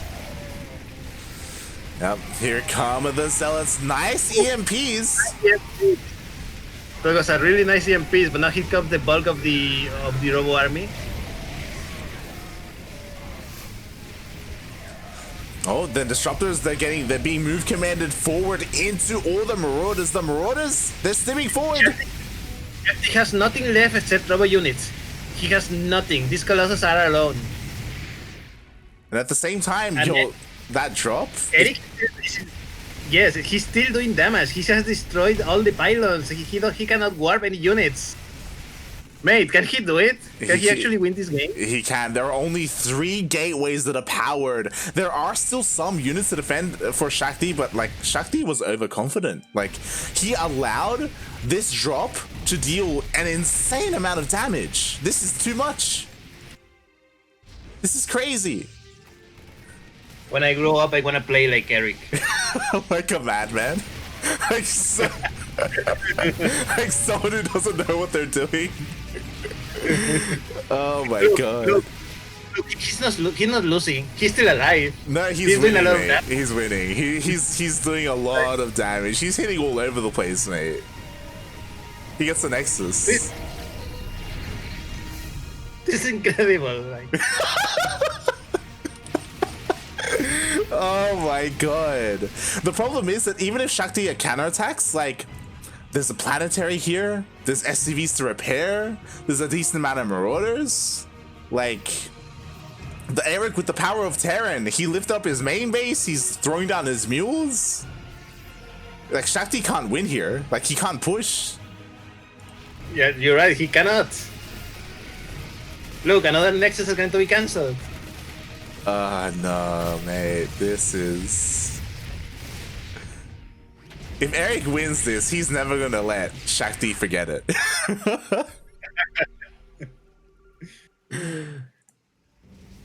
Ay. He's trying to rebuild and everything, but Erik is the attack. He knows... Oh, okay. This is actually really good for Shakti. Like... All the armies disappearing. It is. This is a very committed attack for Erik, and he didn't trade as good as he would have liked to have. Honestly, the Vikings are doing a surprising amount of damage, and maybe he can get all the Colossus. Oh my god. One more! Ah! Yes. Shakti started the fight with 4 Colossi, and he almost got down to 1. Mm-hmm. This is pretty good. Like, Erik is down in supply, but I still will say that... no, okay. I don't know, mate. Shakti he's recovered. Like, finally everything is repowered. He's expanding all over the place. He still doesn't have the best economy, but it looks like he has enough to push on forward. Like, charge the Archon, it's good enough. And more importantly, there's no ghost for EMP. There isn't. SCVs are down, the army is going to go down, there's no more supply for Erik. That is 30 supply versus 140. This was closer than it should have been. Yeah, I mean, this was good. Erik did well. I'm impressed. I'm impressed about his skill. I want to praise Erik at the same time. I want to scold Shakti, because Shakti, there were a lot of moments where he decided to not defend. Like, he decided to attack and just ignore things, and he was punished for it. But GG finally gets called. We're tied up. You know what would have made a difference here? One warp prison. Nah, yeah, 100%. One warp prison, and everything falls for Erik like 10 minutes early. But yeah, mate, Shakti won, and now we're going to the H match. You know what also would have made a difference? Yes. Some factory units. Like with an armory and like with like a field of widow mines, mate, that would have been insane.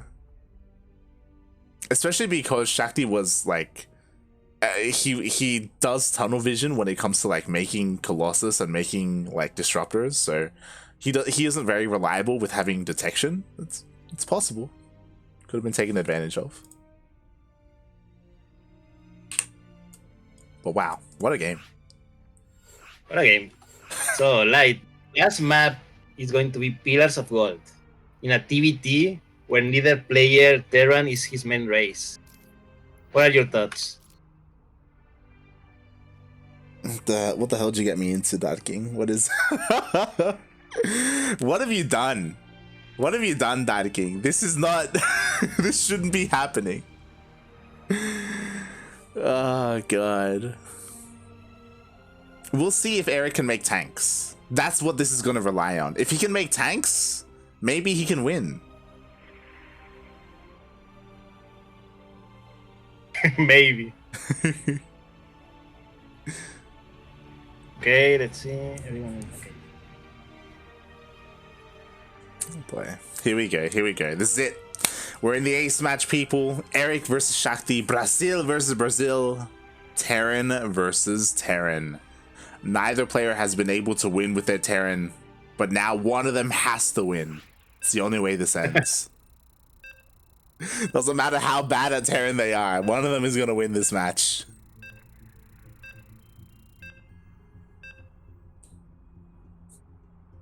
Oh boy. Watch us get into a draw.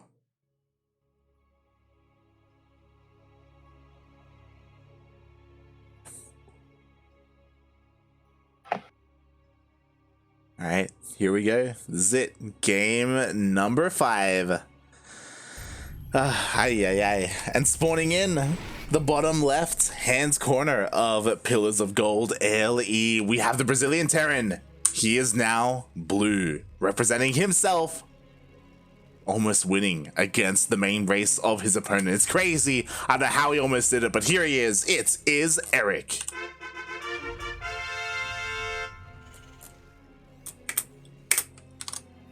And spawning in the top left side of the map, the last map of this series, playing Terran for the bad, it is Shakti.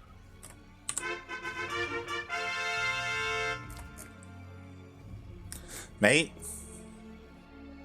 we got a proxy. Mate? Yes. Oh my god. This is terrifying, especially if Erik doesn't go for an SCV scout. I don't think he will. I don't think he will. Now the question is, does Erik open Marauders? That's a good question. That's a very good question. He's getting gas, but we don't know if that's for a Reaper. We don't know that. Oh god. Okay, right. He is a so he's going to now to know sooner or later that he's getting proxied. Yeah, he's sending his SCV across the map. He should eventually realize that, hey, there's no production whatsoever. But will it be too late? Oh my god! Okay. I saw the add-on and I thought it was Erik. Actually, wait.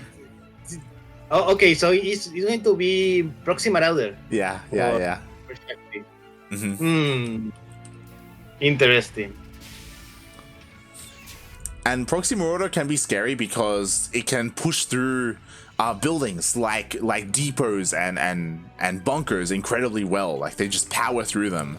Oh my god, light. Another factory for Erik. Oh my god. What's he gonna make? Could he? Nothing. He's going to be the star for afterwards. No, Erik, please. Oh god. I mean, he's doing okay. He has delayed his expansion, but he's building a bunker. The problem is, I don't think he knows he's Marauder, so he's probably going to be very surprised when he sees a couple of Marauders walking at his bunker. Yeah, because like he's making Reapers. Look, he's making Reapers. Yeah, like he scouted he's expecting Reapers, not Marauders. Exactly. When he went across the map to scout, he saw the gases, so he just assumed it was Reapers. He doesn't know it's Marauders. Meanwhile, the Marauders, they're pushing on forward. The repairs are on point, though. Oh, one Marauder goes down. That's huge. He also is.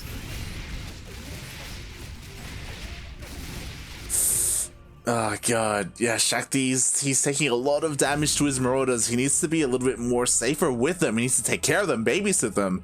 We do have more Marauders on the way, and eventually he will be able to have enough to push on forward. What's scary is that Erik, he does have SCVs to repair the bunker. He doesn't have any SCVs to repair the depot. God. Okay. Oh, look. Cheeky. Nice try. Oh god, and this is what it's gonna come down to, mate. It's this, which we should have expected, I guess. This is how it ends. Not with the bang, but with the cheese. Oh boy, I mean, there's a lot of Marauders, so the bunker will finally go down. The Marauders are trying to focus down the Reapers, but with this Cyclone, a lot of damage is being done, and Erik, he should be able to hold. Oh, keep focusing. Okay, this is huge. He lost the Cyclone, and there's not another one in production, so now... GG! Okay.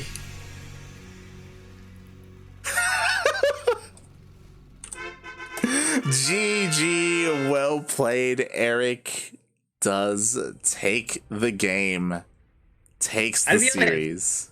I'll be honest, I'm not sure what happened there. Yeah, I think I could be wrong, but I know that Erik, he sent one of his Reapers across the map. It wasn't in the mineral line, but it was in the natural, delaying the expansion for Shakti. So maybe Shakti wanted to transition and he couldn't. Yeah, GG. There we go. Brazilian TVT.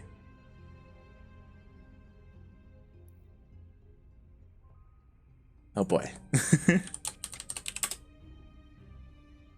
So, mate, we have finals. We do.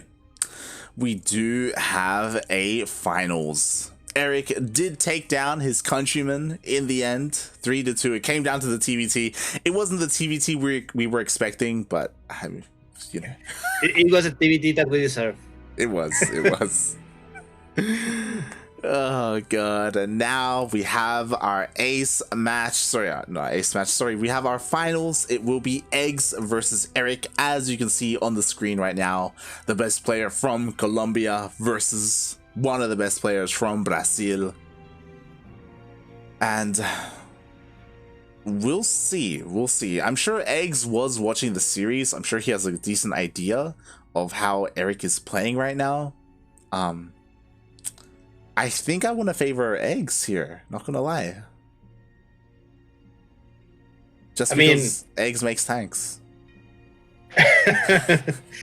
Look, I'm gonna be honest here. I think eGGz Terran is better than Erik's Terran. Yeah. Unless Erik was not playing like to his best capacity, because he was playing like his teammate, his friend Shakti, you know? Maybe now he's playing versus tech, he's going to take this more seriously. I mean, I have to assume so, right? Maybe we'll see, because I 100% agree that eGGz's Terran does look better than Erik's Terran. I do think Erik looks pretty decent in PvP, sorry, with his Protoss. Maybe he has better Protoss than eGGz's Protoss, so you know, they can have a little bit of balance in that respect when it comes to their off races. I think that's the thing I'm most curious about. I'm really curious to see how their Protoss and Terran face against each other's Protoss and Terran. We'll see. So we have the maps. I am not writing them.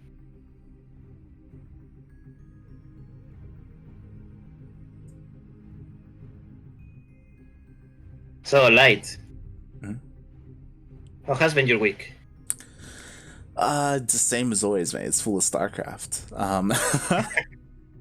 More so than normal because, of course, we do have Rey de las Razas. But yeah, it's been very interesting. It's been very interesting. There's been a lot that's going on. Of course, the GSL came back this week as well. I don't know if you've been watching that.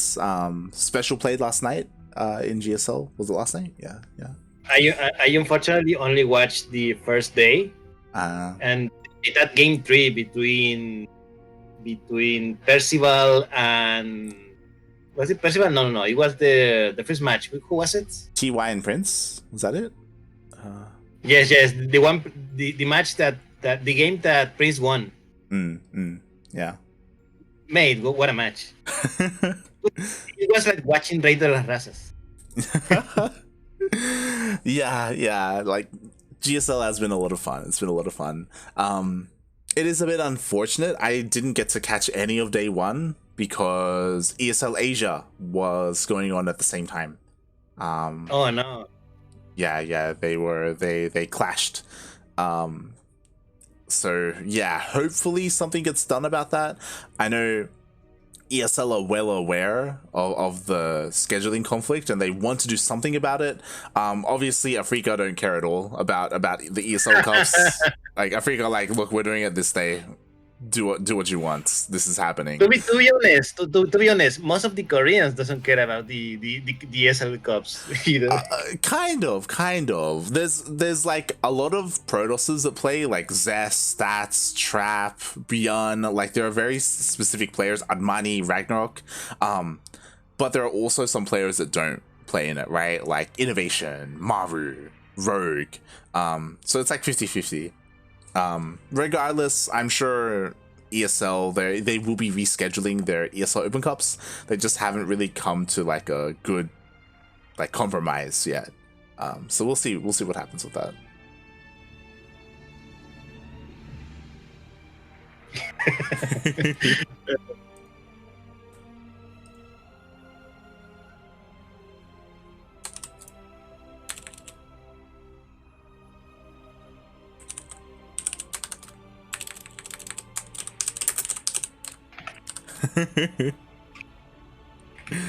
For not a swap.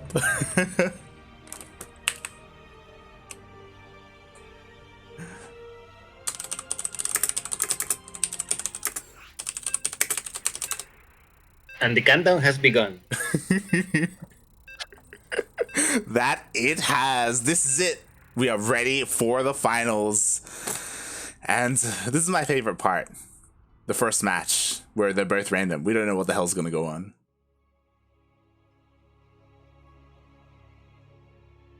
Oh boy. Lightshade is going to be your first map light. Here we go. My namesake. Speaking of first maps, here in the top left side of Lightshade, we have the challenger who comes to take the crown out of his opponent. Spawning as his main race, it is Erik.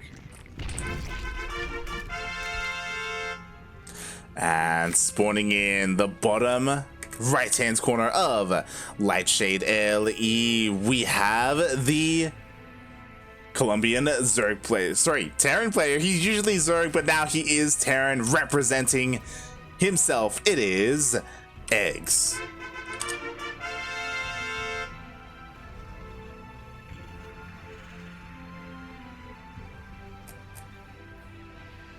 I like the quick scout of eGGz just to see what the hell is going on. Oh god. Yeah. So yeah. Erik's main race to start. What do you think? I think it's a bad thing for Erik. It's rough that his race is like wasted, right? Like I'm sure he wants to save his main race for later on, but he's forced to use it in game number 1. And again, he's favored to win game number 1, but I don't know if that's ideal right now. We'll see. In the meantime, eGGz being cheeky and blocking the natural of Erik.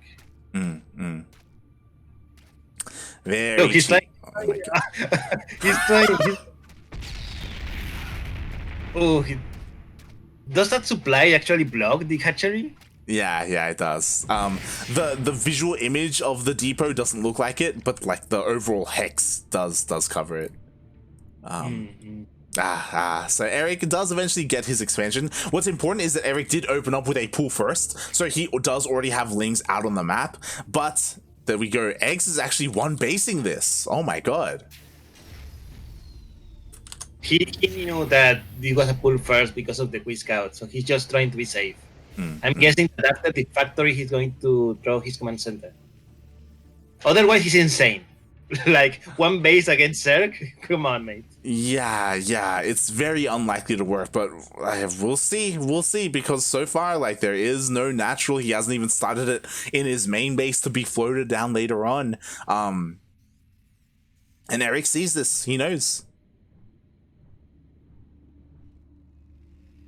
Oh my god. Even a starport before the CC. Interesting. I wonder what eGGz is thinking. Oh boy. Even Erik is like, what the hell is he doing? And he's now sending his overlord to see. Yeah, and nothing's gonna stop it because nothing shoots up. So he goes in, he sees the 1-1, he sees the factory producing, he sees the reactor, and he should be able to see the starport. There we go. In my opinion, this is a really bad plan for eGGz. Erik now just need a couple of spores, allow settling to speed, and done. Like, Yeah, exactly. Like we saw, I mean, to be fair, it was Shakti who held against the Mass Marine all in. But eGGz is trying to be cheeky. He's actually proxying a second starport.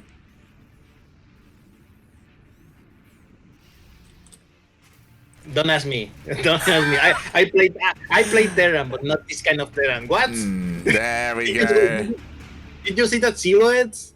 Yeah. So this is interesting. I thought that the fusion core was going to be proxied. That's why when I went up here, it didn't make any goddamn sense. But here we go. So he is going to go for double BC production. Mate, I feel that eGGz is playing like 4D chess against us. Oh boy, I mean, honestly, it's gonna work. Oh, like, as in, like, it's not gonna be scattered, right? Will it work? Yes. It's gonna depend on Erik and on how many queens he makes. He has a decent amount now, but again, there's gonna be 2 BCs coming out at a time. Man, what a strategy! What a strategy to begin with. I don't even know if eGGz is going to have enough resources to make 2 BCs at the same time. And what I hope, he better research Yamato, right? Like, commit to the meme, you know? I mean, you say a meme, but it is actually a very important part of building BCs. It is. Because you need to one-shot the queens, you need to one-shot the corruptors. Yeah. Okay. One BC on the way, and it is actually on the starport in the base. I would have gone for the proxy starport, but okay. Yeah, and what's important? There's no Yamato being researched. Like, what's going on, mate? Like, it isn't. For the Yamato, mate. There's only one BC. Like, why the second starport? yeah, exactly. Like, what the hell's going on? Like, eGGz has his no supply blocked. He has the resources for it. There we go. Finally, we have the second BC on the way, but not really lined up. Yeah, I think his build went a little weird when he delays his natural so much. That's the issue. Yeah. But okay, let's see how it goes. I'm going to give him the benefit of the doubt. All right. We shall see. Again, when the BCs come out, they can immediately teleport across the map, or he can start banking them up and maybe wait to get like 3 or 4 BCs and then go. The problem is, the longer you wait, the worse it is, because Erik, his Spire is about to finish up.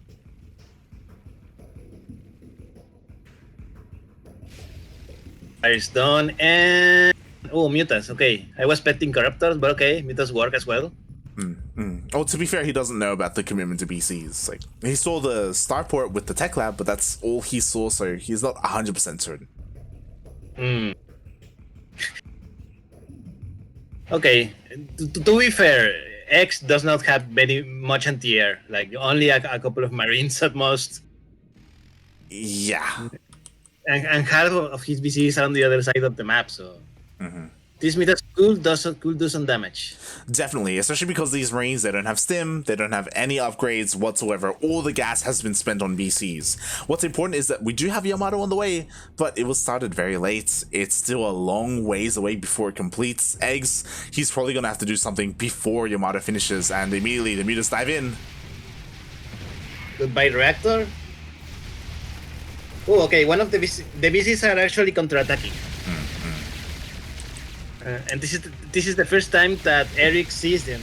There's no spores. There's very few queens. There's Corruptors on the way, but there's still quite a few. These VCs have a little bit of time to do the most damage that they can. Oh yeah, there's a lot of potential here with these BCs. There are 5 queens. 5 queens are enough to deal with 1 BC, but against 3, it can be a little bit dicey. How good are the transfuses?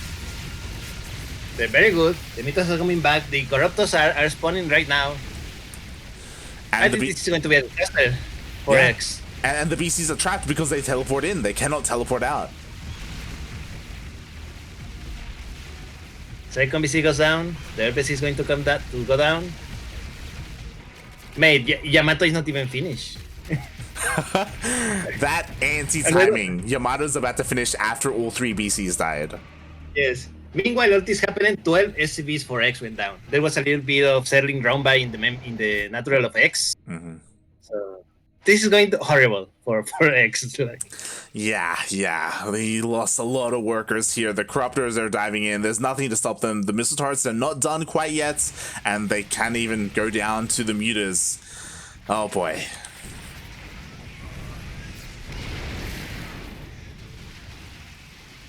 Can he keep the starport alive? Can he keep it alive? No. No. Probably not. Probably not. Okay, the VC does come out, but still, that's destroying the main. Where did that VC come from? Okay. Oh god. GG, mate. Erik takes game number 1. GG. That was a nice cheeky play by eGGz, but it did feel a little bit unrefined. That's probably the best way to put it. he had the idea, but his execution leave a little bit to be desired. Definitely. Boy, so in the end, Erik does take it. I may have accidentally entered a replay, so hold on, I'm coming back.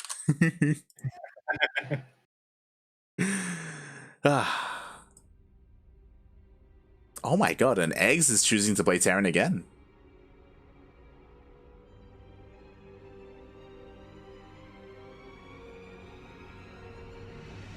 Okay, he now knows that Erik doesn't have Zerg anymore, so he can be a little bit. He can go a little bit easy and still play Terran before switching to his other 2 stronger races, in my opinion. That's one number 2, yeah.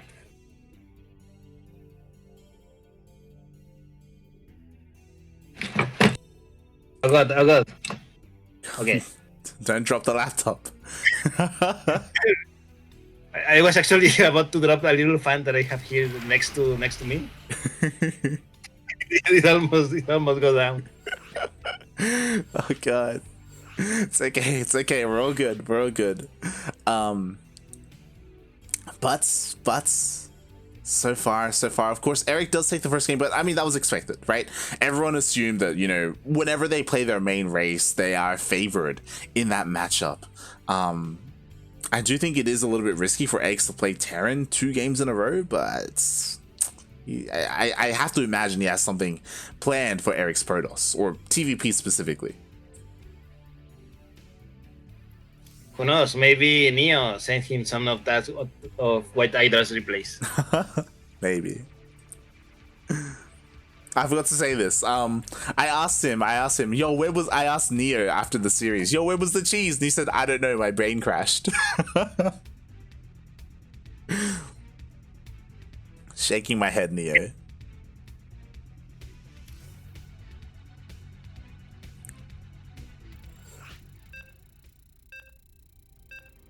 And there we go. Countdown starting.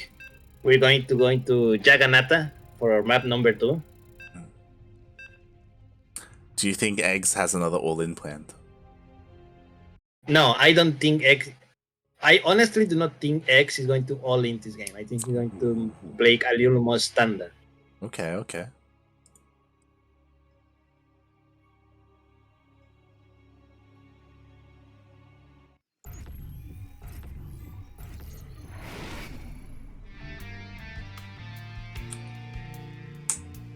And speaking of, here we have him representing the land of Colombia. We have the Colombian Terran player, usually Zerg, but here he is as Terran representing his nation. It is eGGz, defending his crown. On the bottom side left of the map, we have the Protoss player, the now in this game Protoss player. The Brazilian player is Erik.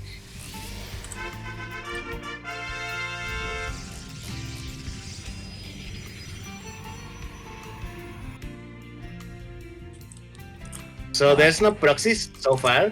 I don't know if you're relieved or disappointed to hear that. A little bit, but I'm really curious. I'm curious to see how this plays out, because these players don't have to go for proxies to be aggressive. True. Also, the meme the copy pasta doesn't fully make sense, but I like it. Yakuzaku in the chat, spam this ga so eGGz makes arepa.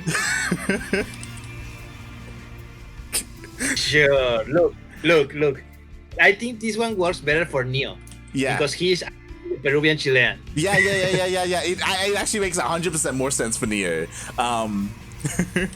But meanwhile, X taking a player out of your book. he knows that I'm casting him. He knows.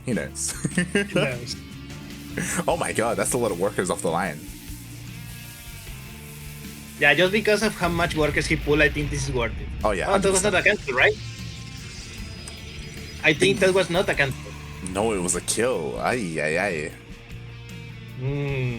I don't know how I feel about this. Yeah. It would have been worth it if it was a cancel, but because it was killed, that was a decent chunk of resources. Yes. I mean, okay, he'll leave. I hope. So now we're just entering like the standard phase of the game. You know, there's a little bit a Reaper that's trying to try to make a scout, but Erik has already a Stalker ready. Yeah, he sees nothing. To be honest, there's but he sees nothing. Yeah. It's always the danger of the unknown, right? Like you don't. Yes. He has nothing, but you don't know he has nothing. No idea. Then you overreact. It's possible. eGGz, he's being very diligent with his Reaper, but he does miss the probe, so the probe will get a scout off, surprisingly. Will he? Oh, okay. I don't know what the hell this probe is doing out here. I don't mean either. I was expecting him to proxy a pylon or something. Yeah, same. And it looks like he... No, look. That Reaper is hunting him. He's hunting for the probe. They missed each other. And he missed it. The hell is going on? Welcome to Rey de las Razas. And unlike Erik, eGGz, he is going for something a lot more standard. This is very standard. He's opening up with Widow Mines. We have a starport on the way, and he's going for Widow Mine drops. Not just a regular Widow Mine drop. He's even getting an armory. Do you think it was a good idea to make the invisibility for the Widow Mines activate only when you have an armory? As opposed to before when it was just by default? I mean, no, before that you had to research it, right? If I recall correctly. You had to research, and before that it was by default. Yes, that's it. I don't mind it, to be honest. It does mean that like it's a lot more obvious when they're doing something like this, because you go in, you scout, you see an armory, it's like, oh, okay, you're like, you know exactly what he's doing, right? But surprisingly, just quickly checking Erik, yeah, he doesn't have anything to scout. He has no idea. Personally, I don't mind it. I don't know if I have any strong feelings on armory with the invisible Widowmine. But there's a lot of potential to just end the game, especially if there's no detection. Yes, unfortunately, there is detection on the way. It is only a matter if Erik is going to send his observer away. Oh, there was a Reaper that sneak around. That's okay. Okay, he sees everything. There's a little bit of Marines, a little bit of Widowmines. Okay, like how many probes does he loses? There's a lot of probes. This is an oversaturated mineral line. Erik has to respect this. He does pull the probes away. Okay, only 2. And over here. No reaction. Oh. Only 3 so far. Yes, I it was so. Oh, I didn't see it. Even I missed this Liberator. 5, 6, 7 probes in total. Okay, a little lower than I would have liked, but it did. Oh, he killed the observer. He killed the observer. The observer was too close to the probe, and that means that this shot will go off to that mate. This is too much. It's starting to get a little bit out of control. Yes, I agree. Oh god, 14 probes go down. To be fair, again, because Erik was oversaturated earlier and he was a little bit more economic focused, like, the worker count's still pretty close. Yes. Yes, plus he's on 3 bases. Meanwhile, X is only now barely finishing his tier command center. Yeah, but he's doing a good harass. Now, with this Marine drop, he's going to destroy even more workers. 3 so far. Yeah, there's a reason why we were talking about eGGz with his Terran. Like, his Terran, as we can see, like, he's doing fairly well so far this game. Like, there's so much harassment going on. In total, he has killed 18 probes, which is absolutely insane. And Erik just hasn't had the opportunity to really do anything across the map at all. Correct. Oh, even the little observer is pick off.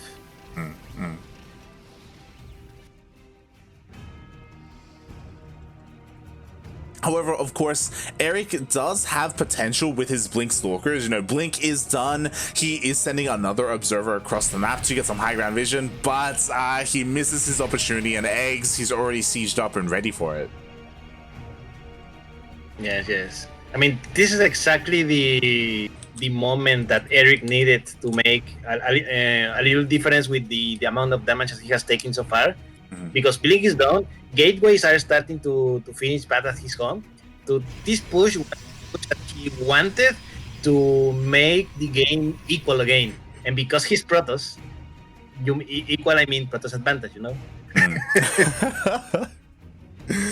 Exactly, and he just hasn't been able to do it. So far, he's playing this out very similar to how he did against Shakti. If you recall, there's a lot of gateways, very minimal robo production. He's really relying on like charge lots and stalkers. That isn't necessarily ideal, but right now, to be fair, eGGz doesn't have like a very sophisticated army. He doesn't have ghosts or anything like that. So the game, it's going to continue on into the mid game. Like the players, they aren't killing each other anytime soon. Correct. 4 base is now going to finish for Erik. Meanwhile, eGGz is still on 3 bases with no 4 inside, right? Yeah, no 4. So I think eGGz has now to take advantage of the little bit of damage that he did earlier and start to thinking to push real soon. Because otherwise, with that 4 base now finished and his 4 base not even starting right now, Erik can start the comeback. Yeah. Like, after dealing all that damage early on, I would have loved to have seen eGGz go for one of 2 routes, right? Either go for a big push, which it looks like he's getting ready for, or throw down a much earlier 4th base, maybe even double expand and take advantage of that. But as we see, like, so far, eGGz is working on his army, and honestly, it's looking pretty terrifying. Like, there's a lot of tanks, a lot of bio. The one thing really lacking for eGGz is his upgrades, where he only has +1. Sure. Good thing at least is that eGGz has all his bases covered. There we go. The attack starting. Oh my god, and the Zealots are getting on top of everything. The tanks are going down, but it looks like there is enough bio here, maybe just enough to clear up all the Zealots. Ooh. Okay, he managed to hold on, but he lost 8 ACVs, and I think he lost 2 or 3 tanks. Yeah. What do you think, like? Was it worth it? To be fair, like, it was just gateway units, so I guess it was kind of worth it. I think Erik traded better. The problem is that Erik needs to get ready for the next stage of the game, right? Like, where's the AoE, you know? Where's the Colossus, or Disruptor, or Storm, anything, right?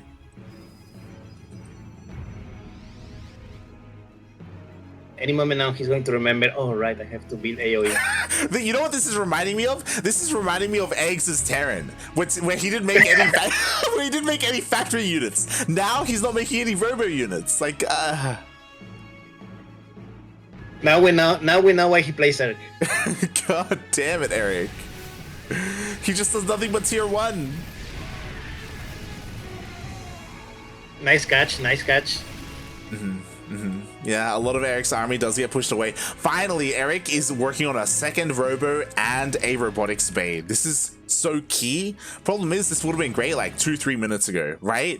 Now, he doesn't have anything for the push. Like, eGGz could do a lot of damage, but eGGz gets forced back home. Erik is doing a good damage to delay the attack of eGGz as much as he can. You know, with a little bit of push trading enemies now with this run by, and now attacking her third. Can he do it? Can he get the base? No, he cannot. But as you said, like, losing the war prisms. Okay. That's the end of the harassment. Yeah, not ideal losing the war prism there. But he did a really good job at delaying the attack, as you said, and wow, even so much so that eGGz has decided to take a 4th. Yes. I mean, to be honest, he had to take that for like 3 minutes ago. True. This command center is late. I think he was banking of his 3-base, of a strong 3-base attack that Erik has denied so far. And now that so much time has passed from the initial harassment of eGGz, that they're now equal. They're not equal, and actually, like that Erik has the economic advantage because of how many extra bases he has over eGGz. Yeah, I think eGGz was overestimating the potential or the army of Erik, to be honest. Like, even now, Erik's army is still very inferior to that of eGGz. But like, oh my god, these run-bys are just so good. Like, they just keep bringing eGGz back. It reminds me of Erik playing Zerg, because you know how Run-bys. good he is with selling run-bys? Yeah. Now this is not run-by. Yeah. Same thing. Very much so. And he has bought enough time where Erik, now he's getting the Colossus. He finally has 2 Colossus. That is huge for his army. On top of that, as you were saying, Erik has been on top of his bases. He has 5 bases, whereas eGGz is only just now finishing up his 4th, still hasn't gotten on location. There is a bit of a run by, but what's important, eGGz is finally pushing out. And this is scary. Finally. eGGz has to do damage. If this fails, I don't see how eGGz is going to recover. Exactly. I love this. Recall does save the workers. Meanwhile, the disruptor shots.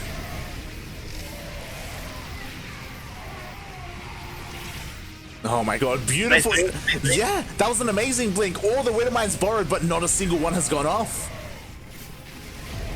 This is amazing. Like, oh, good Widowmine shots. Yeah, they do go off on the Zealots, but when it comes to the main army, Erik, he's perfectly fine. He was able to control that well enough, and that run by did a lot of damage. A lot of workers went down. Erik, things are going to get out of control for him soon, but eGGz did manage to kill the 5th. To be honest, I don't think it mattered that much because he recalled all the workers that were on that base just to his other base. True. And he's now building his new fleet on the other side of the map. This is true. This is very true. Like, Erik still does have the economic advantage. He can't really utilize that quite yet because he doesn't have the bases. But we'll see. The armies are meeting. Nice split. The disruptor does nothing. And another run by. Look. I love how X is using the SCVs as shields but not attacking. But because he's not attacking, those SCVs are doing nothing. Yeah, it's really good hold position micro. As you said, there's a lot of lost mining time though. At the same time, oh, Erik is pushing on forward. Beautiful splits by eGGz. Yo, and eGGz he's getting on top of the Colossus. 2 Colossus are down. The tier 1 is going to go down. Yeah, it definitely should, and there it is. It does go down, and now his main army is absolutely crippled. Like, look at the difference in supply. Yes. I mean, the good thing is that Erik he's keeping this game because of the run buys. He's doing a magnificent work with those run buys. Keeping X busy, disrupting his economy little by little. It matters little that he's losing so much Robo army because he has bought time to rebuild it. That's the thing. Yeah, exactly. And what I will say is that eGGz, he is far ahead in supply, and actually the army was absolutely unscattered, so he will get a base. But there is a lot of potential with Erik and his disruptor shots. Like, if he gets amazing disruptor shots, it won't even matter. I love the pre-split. Yeah, he does pre-split, and eGGz, he takes the base and backs off, and that's good enough. Oh. One ghost does go down. Okay. Oh my god, 2 more ghosts. This is pretty good for Erik. Like, he's not getting a lot of units, but he's getting the high value units. Oh, another ghost goes down. I think there's only one left with the army. The problem is that Erik does not have any kind of buffer. This is just basically disruptor shots and nothing else. Yeah. And now that the disruptor shots are done, like, this bio has free reign to destroy this army. Exactly. All the disruptors are going to go down. They're so vulnerable. At the same time, another zealot run by, which is nice, but it won't even matter if he loses the main fight. Oh, I think X has done it. Yeah.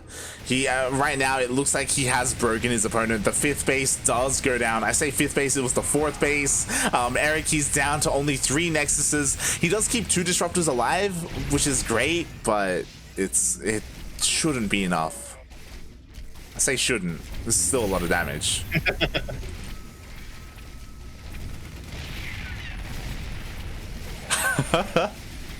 Like, I want to say this is still better for eGGz just because he has this fresh base, right? Like, this fresh base is so important to him. It is, but just look how oversaturated it is. It is. Yeah. Imagine the next couple of fights are the ones that are going to define the whole game. Oh yeah. One disruptor goes off, kind of wasted. He only gets a single Viking. He does have another disruptor. It just pushes the army away. Gets the final ghost. Oh my god. Did you see that ghost? He ran straight into that ball.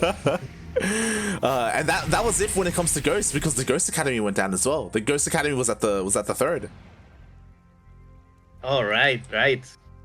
So no more ghosts. To be honest, there's no yeah. And the amount of zealots is kind of slow, yeah. kind of small. So it's true. I think X is being a little bit too cautious, in my opinion. Definitely, he could be a little bit more aggressive here. And at the same time, Erik, to be fair, he doesn't see everything that we see, but like, if he realized, hey, my opponent isn't making ghosts anymore, hey, I killed the Ghost Academy, switching into High Templar right now with Storm would be like a big brain move, to be honest. He would have a much easier time dealing with this than relying on the disruptor shots. I'm gonna go out on a limb and say that he will not make Templars just because his main race is not Protoss, and I think he's not very used to use them. It's possible. It's very possible. Oh god, we do have the army pushing on forward. It looks like he will get the disruptor. Okay, one disruptor, he does not lose much bio. Yeah, it was worth it. It was worth it. And now more Zealots. Oh god. Okay. Oh god, the rest of the army is converging. There is a Colossus now, but the Colossus can't be focused down. Oh, how good are the shots? Not good enough, I think. Not good enough. No!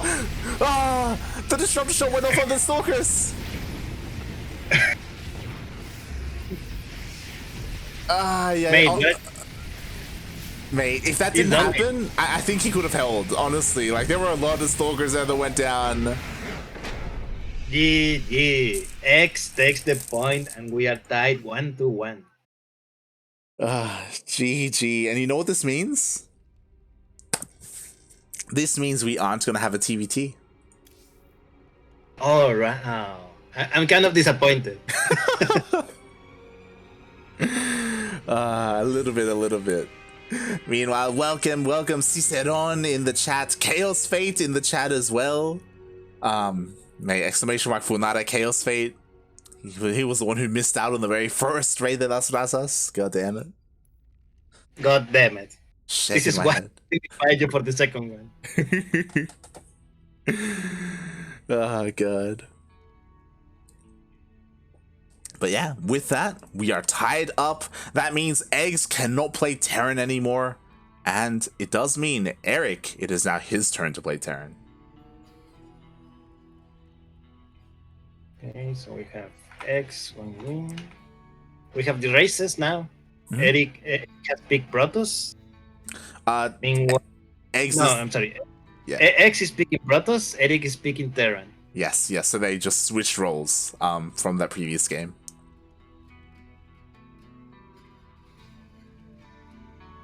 And we'll see how Erik can do here. Again, his Terran has much to be desired, I feel. But to be fair, I'm not too familiar with eGGz's Protoss, so maybe it's good enough. We shall see. Of course it is good enough. It is Protoss. I mean, we just saw Protoss fall on its face, so I don't know. Touché. I've been destroyed. Oh, I have a question. EE, is that Edición Escalera? Question mark? Or Edición de Escala. Escala. Yes, we Escala ladder. Mm-hmm. Escalera is stairs? It could also mean ladder. It could mean both. Okay. But if you say Edición Escalera, it sounds weird. It doesn't sound correct. Okay. So it is Escala. Escala. A scale. Okay. A scale, a measuring device. Interesting.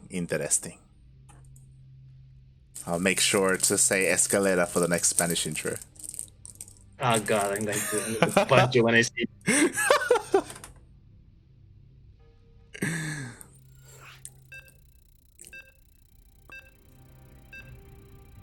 Oh god, I gotta get Steel in on it. I gotta get him in on the meme to explain what EE means.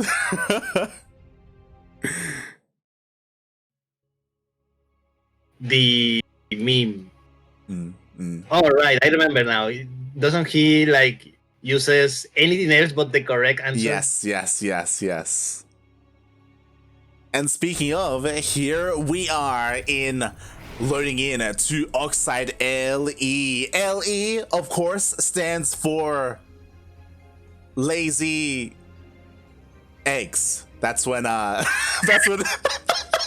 that's when our Colombian player chooses not to make any factory units, but we won't have that issue here. We are spawning in the bottom left is our Colombian player, not playing Terran, playing Protoss. He is blue, representing himself. It is eGGz.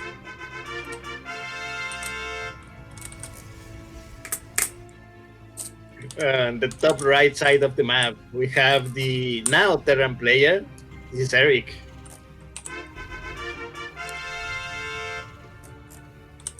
Mate, X is not the one that doesn't make factory units. I know. It's Erik.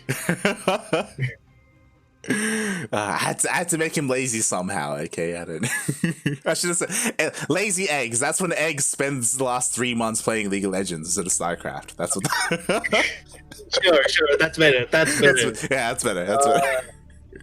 You know how in StarCraft your Battle.net ID is different from your StarCraft ID? Yeah, his Bina ID is lazy eggs, right? Isn't it? Lazy pants. Yeah, right. Lazy pants. So close. He's lazy, but not on the X, on the pants only. What does that? Whoa, what does that mean? I don't know. Ask him. So lazy in the pants.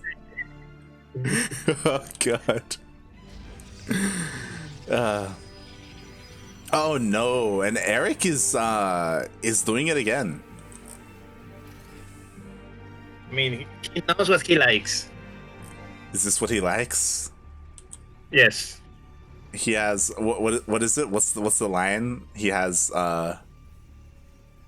unusual interests. No. What's the 50 Shades of Grey line? I don't know, mate. I don't know. I don't want to know. I don't want to know. Why do you know? Oh god. You know, he's just into really weird stuff, you know, and this is part of it. And the problem is that he just revealed his Marauder to the probe. I mean, to be honest, it was going to be pretty obvious, I think. So not much to hide. When you're building Marauders for defensive purposes, you're not hiding them like on purpose. I guess. Mate, he's doing it again. He's going for the Ghost Academy. Yeah, it's the exact same thing. It's the exact same. Okay. So a couple of things that are important to note. The last time this happened, I believe Shakti was prepared with 2 shield batteries. There was one forward, there was one backwards, further back. And that was important. If there was only 1 shield battery, Erik would have been able to snowball. So eGGz, he needs to respect this. He saw the Marauder, like he needs to get some sack defense. Right, 1 shield battery. I wonder if eGGz was watching the stream while Shakti and Erik was playing. I hope so. Oh my god. I mean, he has started very good. Like 1 Marauder, like dead, basically. eGGz is definitely going to handle it better than Shakti did, and Shakti did a good job already. And what's interesting is that Erik is switching things up, and he's committing and getting cloak for his ghosts. Like it. Huh. I don't like it. I mean, it could do some damage, but come on, what are you going to do to use the cloak for? Harass probes. That's what I was gonna say. Like, just like you cloak in and just focus the probes down, right? I don't like it. Okay, maybe that's just me, but who knows? I'm just a lowly demon turret, right? But this is like a very intense, like a very resource intensive. What's the word to say?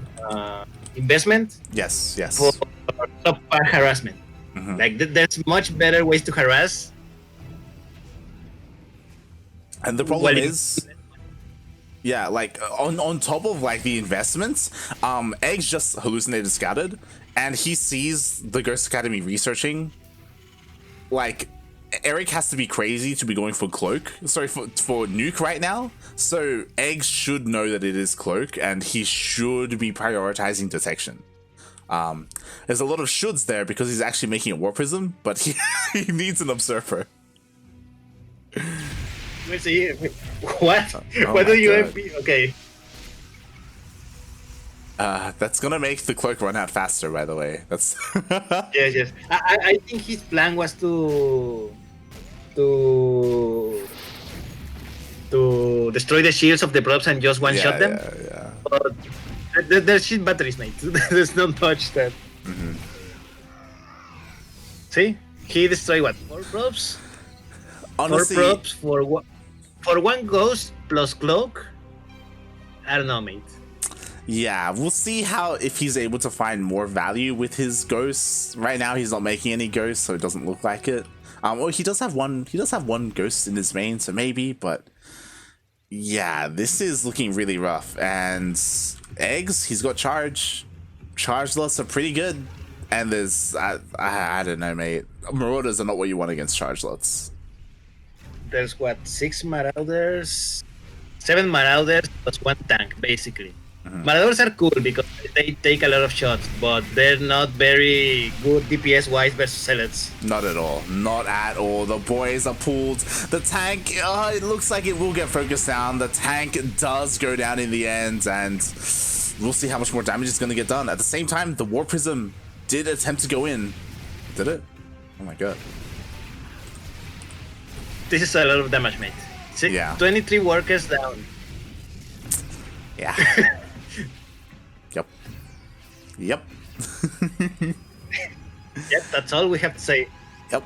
That's we have to say, like, Erik is basically returned to one base economy. Meanwhile, X is now building his third with a bigger army, with better technology, in my opinion.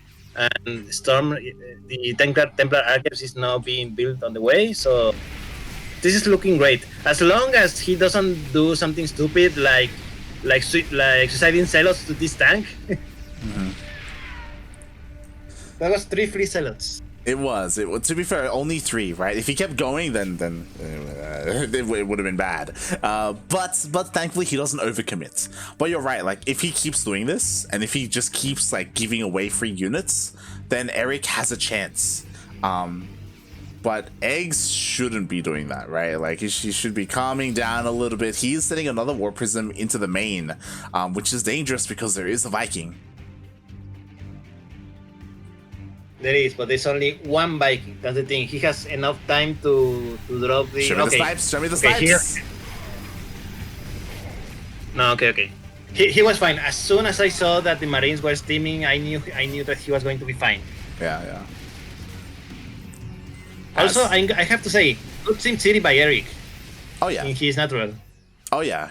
That's what he was prioritizing, to protect his tanks, to make sure the Zealots wouldn't get on top of them. So really nicely done by Erik. He does hold on. He is still really far behind, but what's important is that he does have a 3rd CC. Like, he finished it well before Eggs finished his 3rd Nexus. He doesn't have it on location, but he has been pumping out workers, and he can catch back up. Yes, he can. Good thing. Erik for 5 minutes stopped playing StarCraft and started playing a tower defense game. He did good. Exactly. That's exactly what he needed to do. Oh boy. But this is still really dangerous because Eggs, you were mentioning his tech earlier. He has his Templar Archives. Doesn't have Storm yet, but he does have Archons. And Charged Out Archon is it's pretty good. And you don't need to be like very a Protoss to A-move it. I know, right? They just move by themselves. Yeah. To be honest, Erik does have ghosts. Because he kept rebuilding them, and he's now doing the ghost upgrade for the EMP. So he's not super dead. He can defend this with EMPs. Like that's that one. Yeah, that was a okay EMP. Yeah, exactly, and that's why, like, honestly, I fault Eggs right now, because Eggs saw the Ghost Academy early on, and he's like, my opponent has ghosts. I'm gonna go into High Templar. It's like, what? Like, what? Because as we saw, like, Archons, they rely so much on their shields, and EMPs just take all of that away from them, so they just evaporate. This army does not go well against this ghost composition.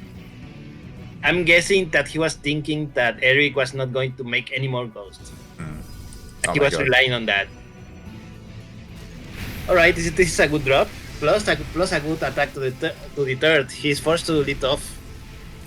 Yeah, Erik did not split well. He sent his entire army into his main base to deal with the War Prism. And sure, he will deal with it in the end, but he lost everything in his 3rd, and now the army is even pushing into the natural.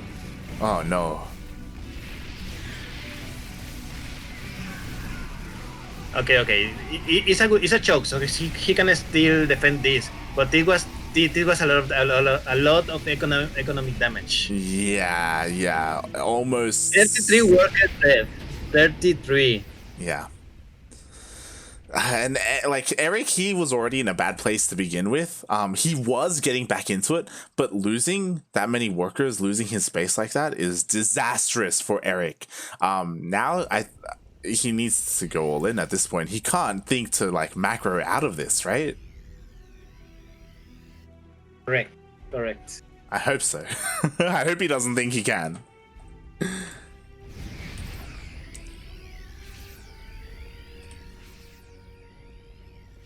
I mean, we've seen him do well with his drops before against Shakti, but we'll see. True, but I think X is doing a better job this time than what Shakti was doing in that game. Mm-hmm. You know, like look, there's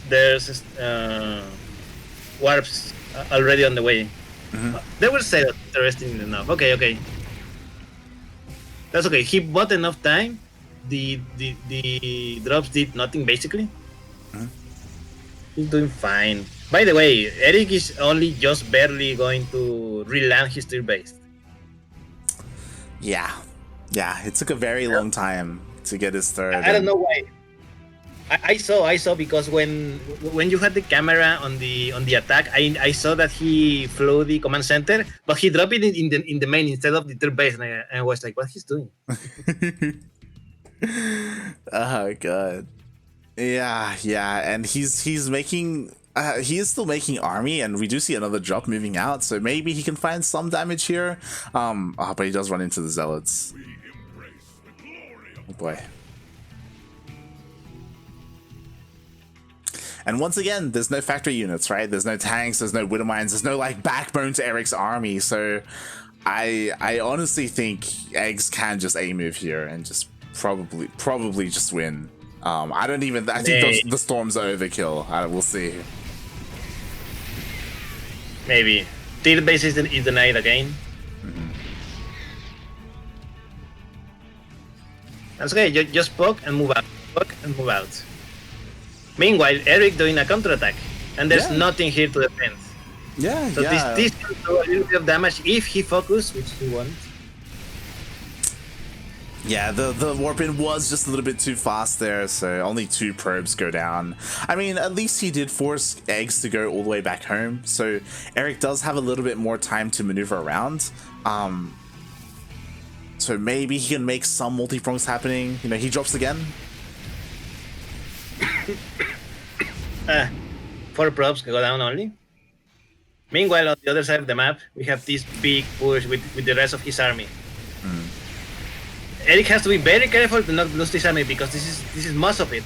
Yeah. And good EMPs, but there's a lot of Zealot mass here.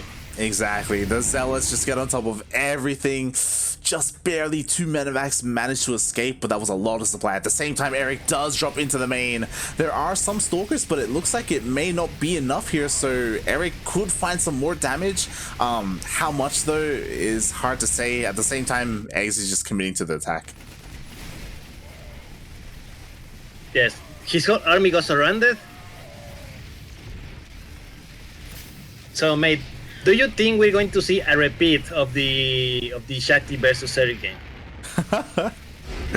No, we don't. GG. GG does get called, and now is the moment of truth, because eGGz takes the game, does take the game in the end. He's up 2-1. And eGGz still has his main race, right? eGGz still has Zerg. He not only has Zerg, he has Zerg, yes, and Erik does not. Yeah. So this is a very, very good position for eGGz.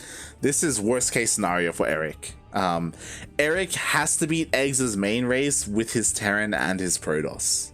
That's a really tough ask. To do it with both, essentially. Yes. Oh man. Oh boy. Set Protoss. Okay. How's the map? If you're wondering, people, why I'm a little bit in silence, is because I'm doing the admin stuff. All good, all good. Darking, of course, he is updating Liquipedia as live as we move on. So of course he is updating that, and he's also making sure everyone is kind of aware of what's going on, making sure he has all the races, all the maps. Of course, we do have some of the casters asking for a bit of a break, so we can accommodate for that as well. Yeah, it's so far, based off of how this has gone, it's quite possible that eGGz, he can hold on to his crown, you know, be back-to-back champions. It is possible, lad. It is possible. Would you prefer if eGGz remains the champion, or would you prefer if we have a new king? It's always fun to have a new king, right? It's always fun to see like some back and forth. But at the end of the day, I feel like eGGz has shown that like he is a lot more well versed with the other races, with his Protoss and his Terran. It's just like we've seen Erik with his Terran. I don't know, mate. Like it's just not there. It's just not there at all. I'm just really curious to see how some of the other players would do here. Like, there's a random player. He's not Mexican, right? What is he? Guti? Yeah, Guti from Ecuador, right? Yes. Yeah, get him in here, right? He's like actually random. Get him in here and see how he does. You know, like. Yes, the only good random player that we have in the region. Last time I checked, he was like 5.2, something like that, in random. So yeah. maybe we'll see for Raider Razas number 3. The only problem is that I haven't seen Guti play in quite a while. True. I haven't seen him play in events. I don't know if he's been laddering or what. Yeah. It would be really cool if we saw him, but as you said, I don't know how active he is anymore. Yes. Look, if people in the chat, do you have any player that you would like to see play in this event? Please tweet to @Espira SC. I think it's Espira SC, or was it only Espira? I don't even remember. Look for Espira in Twitter. And tell us who you want to see for next events. I think something that's important as well. I believe Special recently had a show match with Shelby, right? Yes, and I believe Special off race or something like that. Yeah. He off raced and Shelby was doing well against Special's off race. So maybe we could bring someone like Special on. I don't know if that would be unfair, but maybe. I mean, it would be, but we'll see. Speaking of races, here we have in the bottom right side of the map, playing one of his off races, we have Erik. No, not like this. Spawning in the top right. He's going for a 12 pool. We have the Colombian Zerg player. He is blue. He is the reigning king of Rey de las Razas, looking to claim his throne once again. It is eGGz. Oh, no. Look, Mike, it is late in Chile. eGGz just want to go to bed now. I don't know if you remember this, but in the later half of the year, last year, eGGz famously would do this a lot, like in Battle of the Americas and stuff like that, where he just became very cheesy. You know, he would go for very quick games. I remember him doing it against Patty Mac in like the Battle of the America qualifiers and stuff like that. Just be very aggressive. And the problem is that like a 12 pool doesn't necessarily end the game, but against someone who doesn't normally play Protoss, this is deadly. Interesting. Okay, at least he bought a little bit of time with that pylon, so he's not going to have all 6 Zerlings on his face soon. I think the wall is correct, right? Yes, I think the wall. Yeah, the wall. Let us see how good is the whole position of Erik. Exactly. How good is the micro of Erik right now? Because again, the Lings are slowly going to chip away at the Cyber Core. The Zealot has to dance a little bit. eGGz does back off, but he's just regrouping with the rest of his Lings. Oh, he gets surrounded. No! Oh god, he doesn't even go for the surround. He just slips in. Okay, the whole position was not good. Oh god, it's okay. Thankfully, eGGz didn't go across the map with all of his Lings. He probably could have killed the Zealot, but instead he goes for a scout, and the game will go on. Yes. Ooh. So, finally, this is. I cannot believe that in the whole day we haven't seen Stargate. I mean, we haven't. I think, am I wrong? Is this the first ZVP of the day? Let me check. I can quickly check. Yes, it is. This is the first ZVP. Yeah, exactly. That's why. That's why we haven't seen the Stargate play. So finally, we do see a Stargate first. And I'm really curious because a lot of Zerg players have been struggling with Skytos. If the Stan was here, he would tell you that like Skytos is very easy to play, and like you can kind of like punch up with it a little bit. So maybe Erik can make some magic happen, especially if eGGz hasn't been practicing too much. True. Let's see how good the micro for League of Legends is coming translating to StarCraft. Exactly. I'm sure Jim Rising right now is cheering hard for Erik. He's like, do it for the Protoss.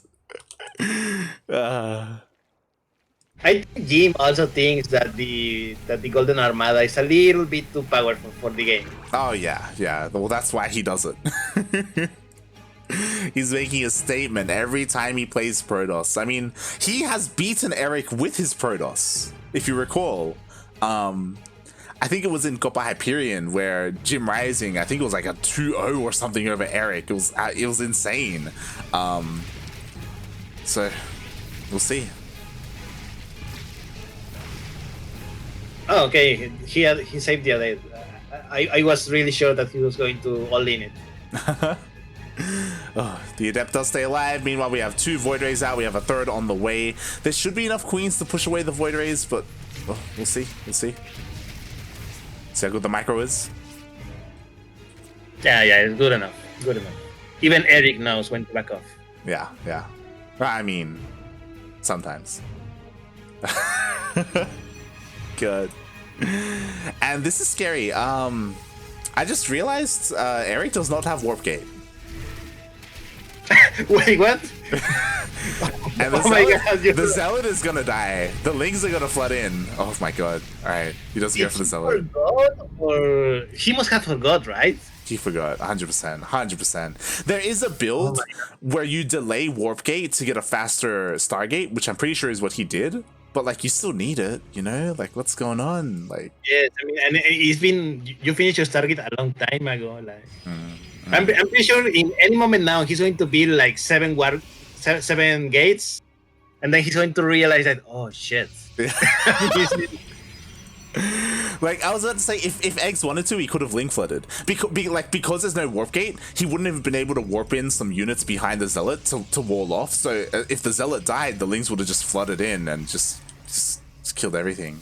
So Erik is very lucky. He's... Man, what? Is he going just Stargate Robo? Is that all he's going to build in this game? It looks like it. He's going full nanomech in PvZ. I mean, even the nanomech, I'm pretty sure research Wargate. So yeah. Like what he's going for does make sense. He's going for Void Ray Disruptor. The problem is that usually you do need some buffer. Otherwise, like even just like Ling Hydra, the Lings just get on top of the disruptors and just kill them, you know? Like you need something to protect the disruptors. See. Oh boy. I completely agree. Mutal is on the way for X now. How many void rates are there? There are 5 void rates. How dead is Erik? I mean, he can always recall to keep the Void Rays alive. The muters are already out Sure, there. but once you recall, then what? Like, you leave the map completely open. Yeah. The Lings are getting into the mineral line. eGGz honestly could have committed there, but he does back off in the end. He forces Erik to bring the Void Rays back home, which I think is a good thing for Erik, to be honest, to keep the Void Rays alive. But the muters are coming out.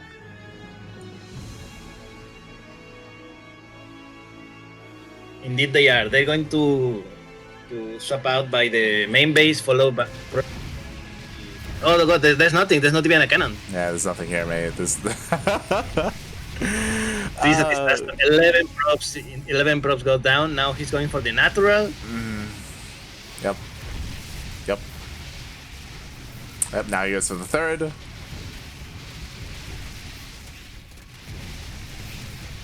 Void Rays are good, but they're not that good versus Mutalisk. Honestly, if he gets like a little bit too aggressive with the Void Rays, eGGz could turn around and kill the Void Rays. Like, yes, I mean eGGz can basically just fly around the bases, destroying probes with each passing round.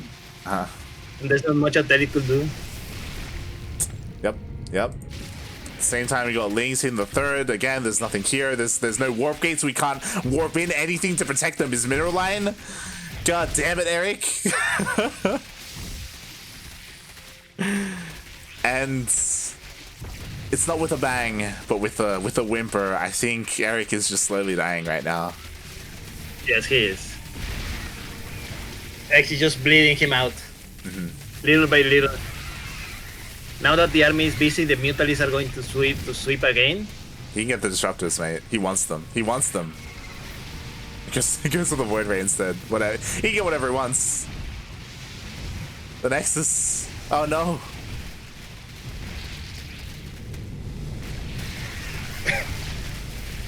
Get the Nexus. Oh my god.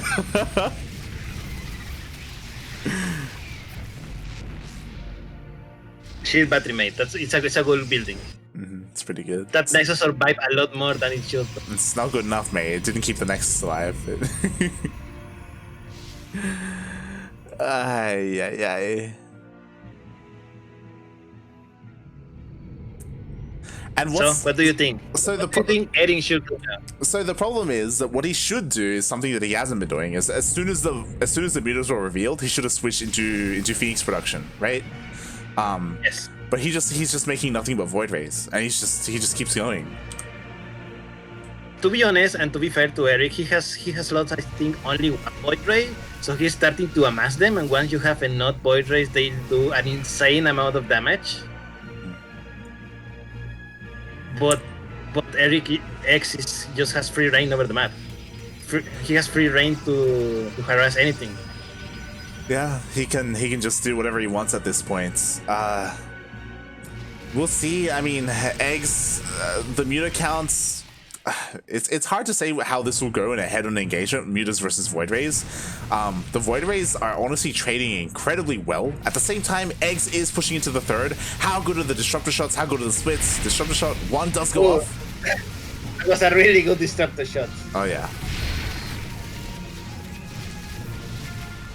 These ground units, mate, they be thick. It's really difficult to split efficiently against the disruptor shots. All 3 did go off at the same time. Mutas dive into the main base once again. Erik's doing a formidable job trying to defend, but eGGz is slowly ripping him apart. Erik needs to push soon. I think there is. You were talking about like this critical mass of Void Rays. Honestly, I think he's there. He has Flux Veins as well, so he has speed Void Rays. Honestly, there is a chance for him to at least kill the mutas. I don't know about the Hydras though. That's a lot of Hydras. It's a lot of Hydras. Yes. The problem also is to push out. He's going to leave his base completely open for any counterattack that eGGz can do. There go the disruptors. Goodbye disruptors. Exactly. All 3 of them are dead, mate. And now eGGz. He has Hive. He's got 3 Vipers on the way. Vipers with power bombs are so good against mass Void Ray. I don't know how good Erik is at splitting his Void Rays. He doesn't have a lot of practice with it, so I don't know. The disruptor was stuck. Oh no. Everything that could go wrong is going wrong. Do you think this game would have changed much if Erik would have researched the warp gate? A little bit. He would have been able to warp in and defend a little bit better, but I don't know if that would have changed much, to be honest. The shield batteries hold very well, but there's just too much Hydra, too much DPS. And the moment the voices return, the mutas just sweep in. Yeah. I have to wonder, like, at what point does Erik feel like he has enough Void Rays? I'm guessing the word is never. You're like, he needs to max out 200 supply Void Rays. It's like, if that's the case, then he's never going to attack. And now the Vipers are out. Like, there's so many Vipers, so much energy. Like, the Yoinks are available, the Power Bombs are available. I don't see how these Void Rays do much here. We'll see how good they are. There goes. Two less Void Rays. There you go. 2 less Voids. We'll see. Erik, he needs to make a stand, otherwise he's just gonna bleed out. Right, are we watching a dead man walking? Yes. Yes, this is me in a ZVP right now. That's what Erik is. That's what Erik is. Oh boy. He's doing what he can, mate. You know, he's making the Void Rays. He's commend him for that, but I don't know. Really, Funada eggs, mate, eggs, just go for it. Just dive in, just yoink all the disruptors and aim move to your heart's content. Go for it. And this misery please. No more disruptors. Shield battery is good, but the question is it good enough? Ooh, the splits were on point for Erik. He doesn't take too much damage from the power bombs, and so far the Void Rays do defend at the same time. The mutas dive into the main base once again, get all of the probes. And once again, I think we're going to see like a rinse and repeat until Erik says GG. I think because also Erik has not deviated from Void Ray. He has not built anything else. Yeah. And I don't know why. I mean, okay, Protoss is not his main race, but he surely knows that he has to build finishes like 20 minutes ago. At this point, honestly, I wouldn't be opposed to him, like, I don't know, switching to carriers from here, to be honest, but he's just, you know, he's stuck with his Void Rays. He keeps making them. Now the creep has gotten to the bases. And the thing is that Erik, he doesn't have a 4th. He's stuck on 3 bases. I don't see him expanding anytime soon. He tried and he got destroyed. So yeah. Oh god, even the queens are here. I didn't notice that the creep spread now it's reaching all the way. Yep, the creep spread is there. If eGGz wanted to, he could even bring in the spores, because why not? He probably will. Oh boy, there we go. We got the Evo chambers being thrown down so they can be sucked on by the Vipers, so the Vipers don't have to go all the way home. And this is it. Erik, he's pushing out.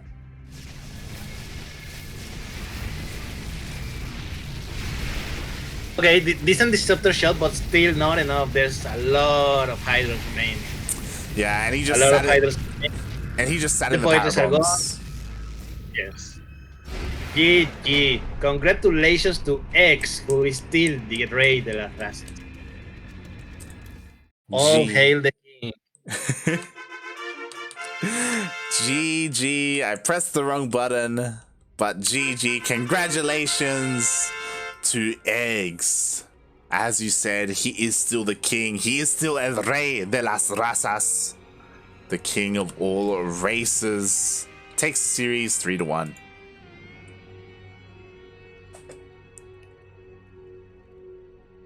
Oof. And Erik, he fought well, but he does need to work on his other races. His Terran has much to be desired.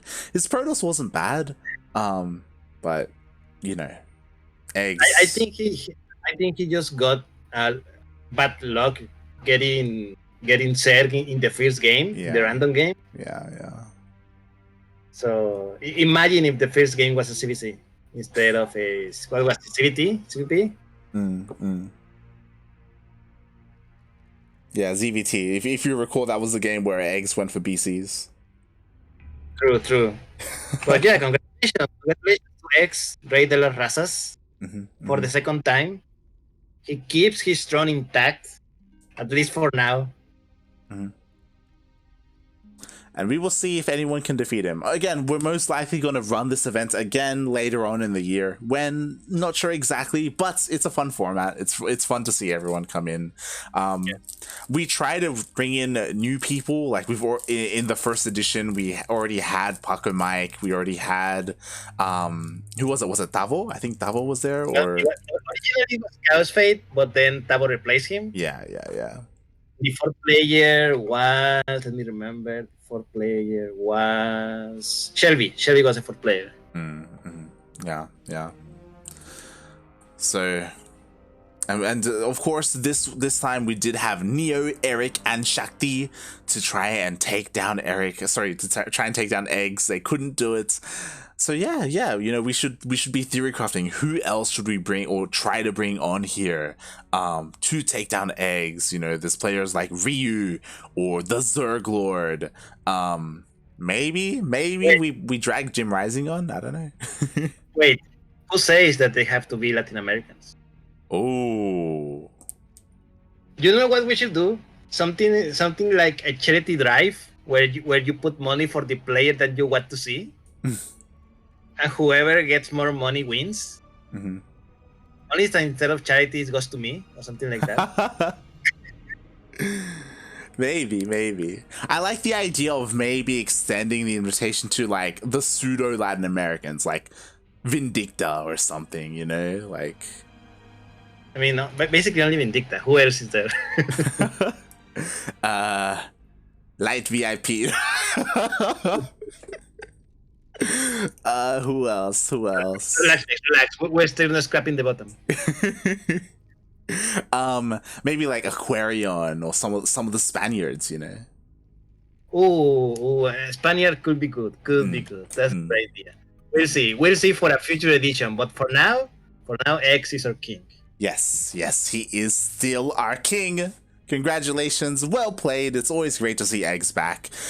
He doesn't play anywhere near as much as he should, but you know, it is the off season. He is taking some time off, enjoying his free time, playing some League of Legends, and some more League of Legends. So, for another Eggs. To be honest, he does play some StarCraft. It's not only League of Legends. No, in fact, this past few weeks, he was streaming a little bit of StarCraft, and he was streaming specifically because he was training for Rey de las Razas. Oh, okay. Fair enough.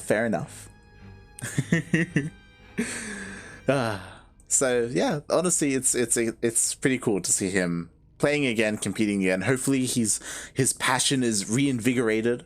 Going into Dream. Probably the money. Yeah. It's probably the money what keeps him. I mean, if that was true, then he'd be playing in Sentimiento Latino and Copa Hyperion, you know? Like, he's well within the capability of winning those events.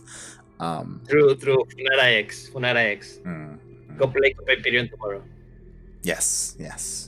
Hopefully. But thank you so much for joining me today, Dad King. I know normally you're busy adminning and behind the scenes, kind of rallying the players together. So it was really cool to have you. Normally, I still did it. What are you talking about? True. Yeah. I appreciate it. Thank you so much. You're welcome. It was fun being here. If the guys in the chat wanna see me again, just go to Twitter and tweet at LiveVIP. Tell him, hey, you're on Darking again. Oh god. No. Bring me Darky. Yes. Maybe we'll have some more Darking on the channel later on. But it was really cool to see you here for Rey de las Razas. Shout out to everyone who showed up today. I saw El Terren Azul as well. It's always great to see the Latin American community show up and help support. Funara Yaku in the chat right now, who's typing in chat but also in class. Mate, pay attention to your lecturer. What are you doing right now? God damn it. But with that, I believe we are almost done for the day. If you want to tune in to more of the CranKy Ducklings, we will be live in, oh my god, how many hours? 7 hours with C Duckling Open. Of course, that is our bi-weekly bronze to diamond tournament. So if you want to tune into that or compete, we will be live in just under 7 hours with that. And Darking, why don't you tell the people where can they find more of you? Who are you, Darking? Let them know. Who am I? Man, that's a complex question. What a deep question to ask. No, seriously, you can follow me on Twitter. I'm at Darking665 on Twitter. I'm usually tweeting about the StarCraft tournaments that I help organize, or just random stuff that I find on the internet, you know. You can find me on Wikipedia always. If you see any StarCraft 2 Latin American events on Wikipedia, chances are I was involved in some way. So yeah, check Wikipedia, check my Twitter account for any future tournament that I organize and you want to play, and check Espira, of course, who organized this event and pay all for it and everything. Again, if you want to help support La Espira, then you can always check out you can always check out their Patreon, !LA Patreon in the chat. So you can check that out. You can support them monetarily. Again, for the most part, their benefits are typically for Latin American speakers, but regardless, you can help support out the scene however you can. And yeah, speaking of, you know, we also have this weekend got Hyperion, we've got Battle of the Americas as well. We've got plenty of Latin American StarCraft. No, actually not. This weekend we don't have Battle of the Americas. We'll talk later. What? Okay. There's another fun thing going on instead. Oh, is it? I don't know if you recall a fun tweet by Demi. Is it the G Fuel? Is it? Yes, there's going to be a G Fuel. Yeah. I remember. So yeah, there will be some StarCraft there. It may not be Battle of the Americas, but there will be StarCraft on Sunday. Plenty of it. So be sure to tune in. Be sure to follow the channel. And thanks everyone for watching. We'll see you next time. Bye. Ciao.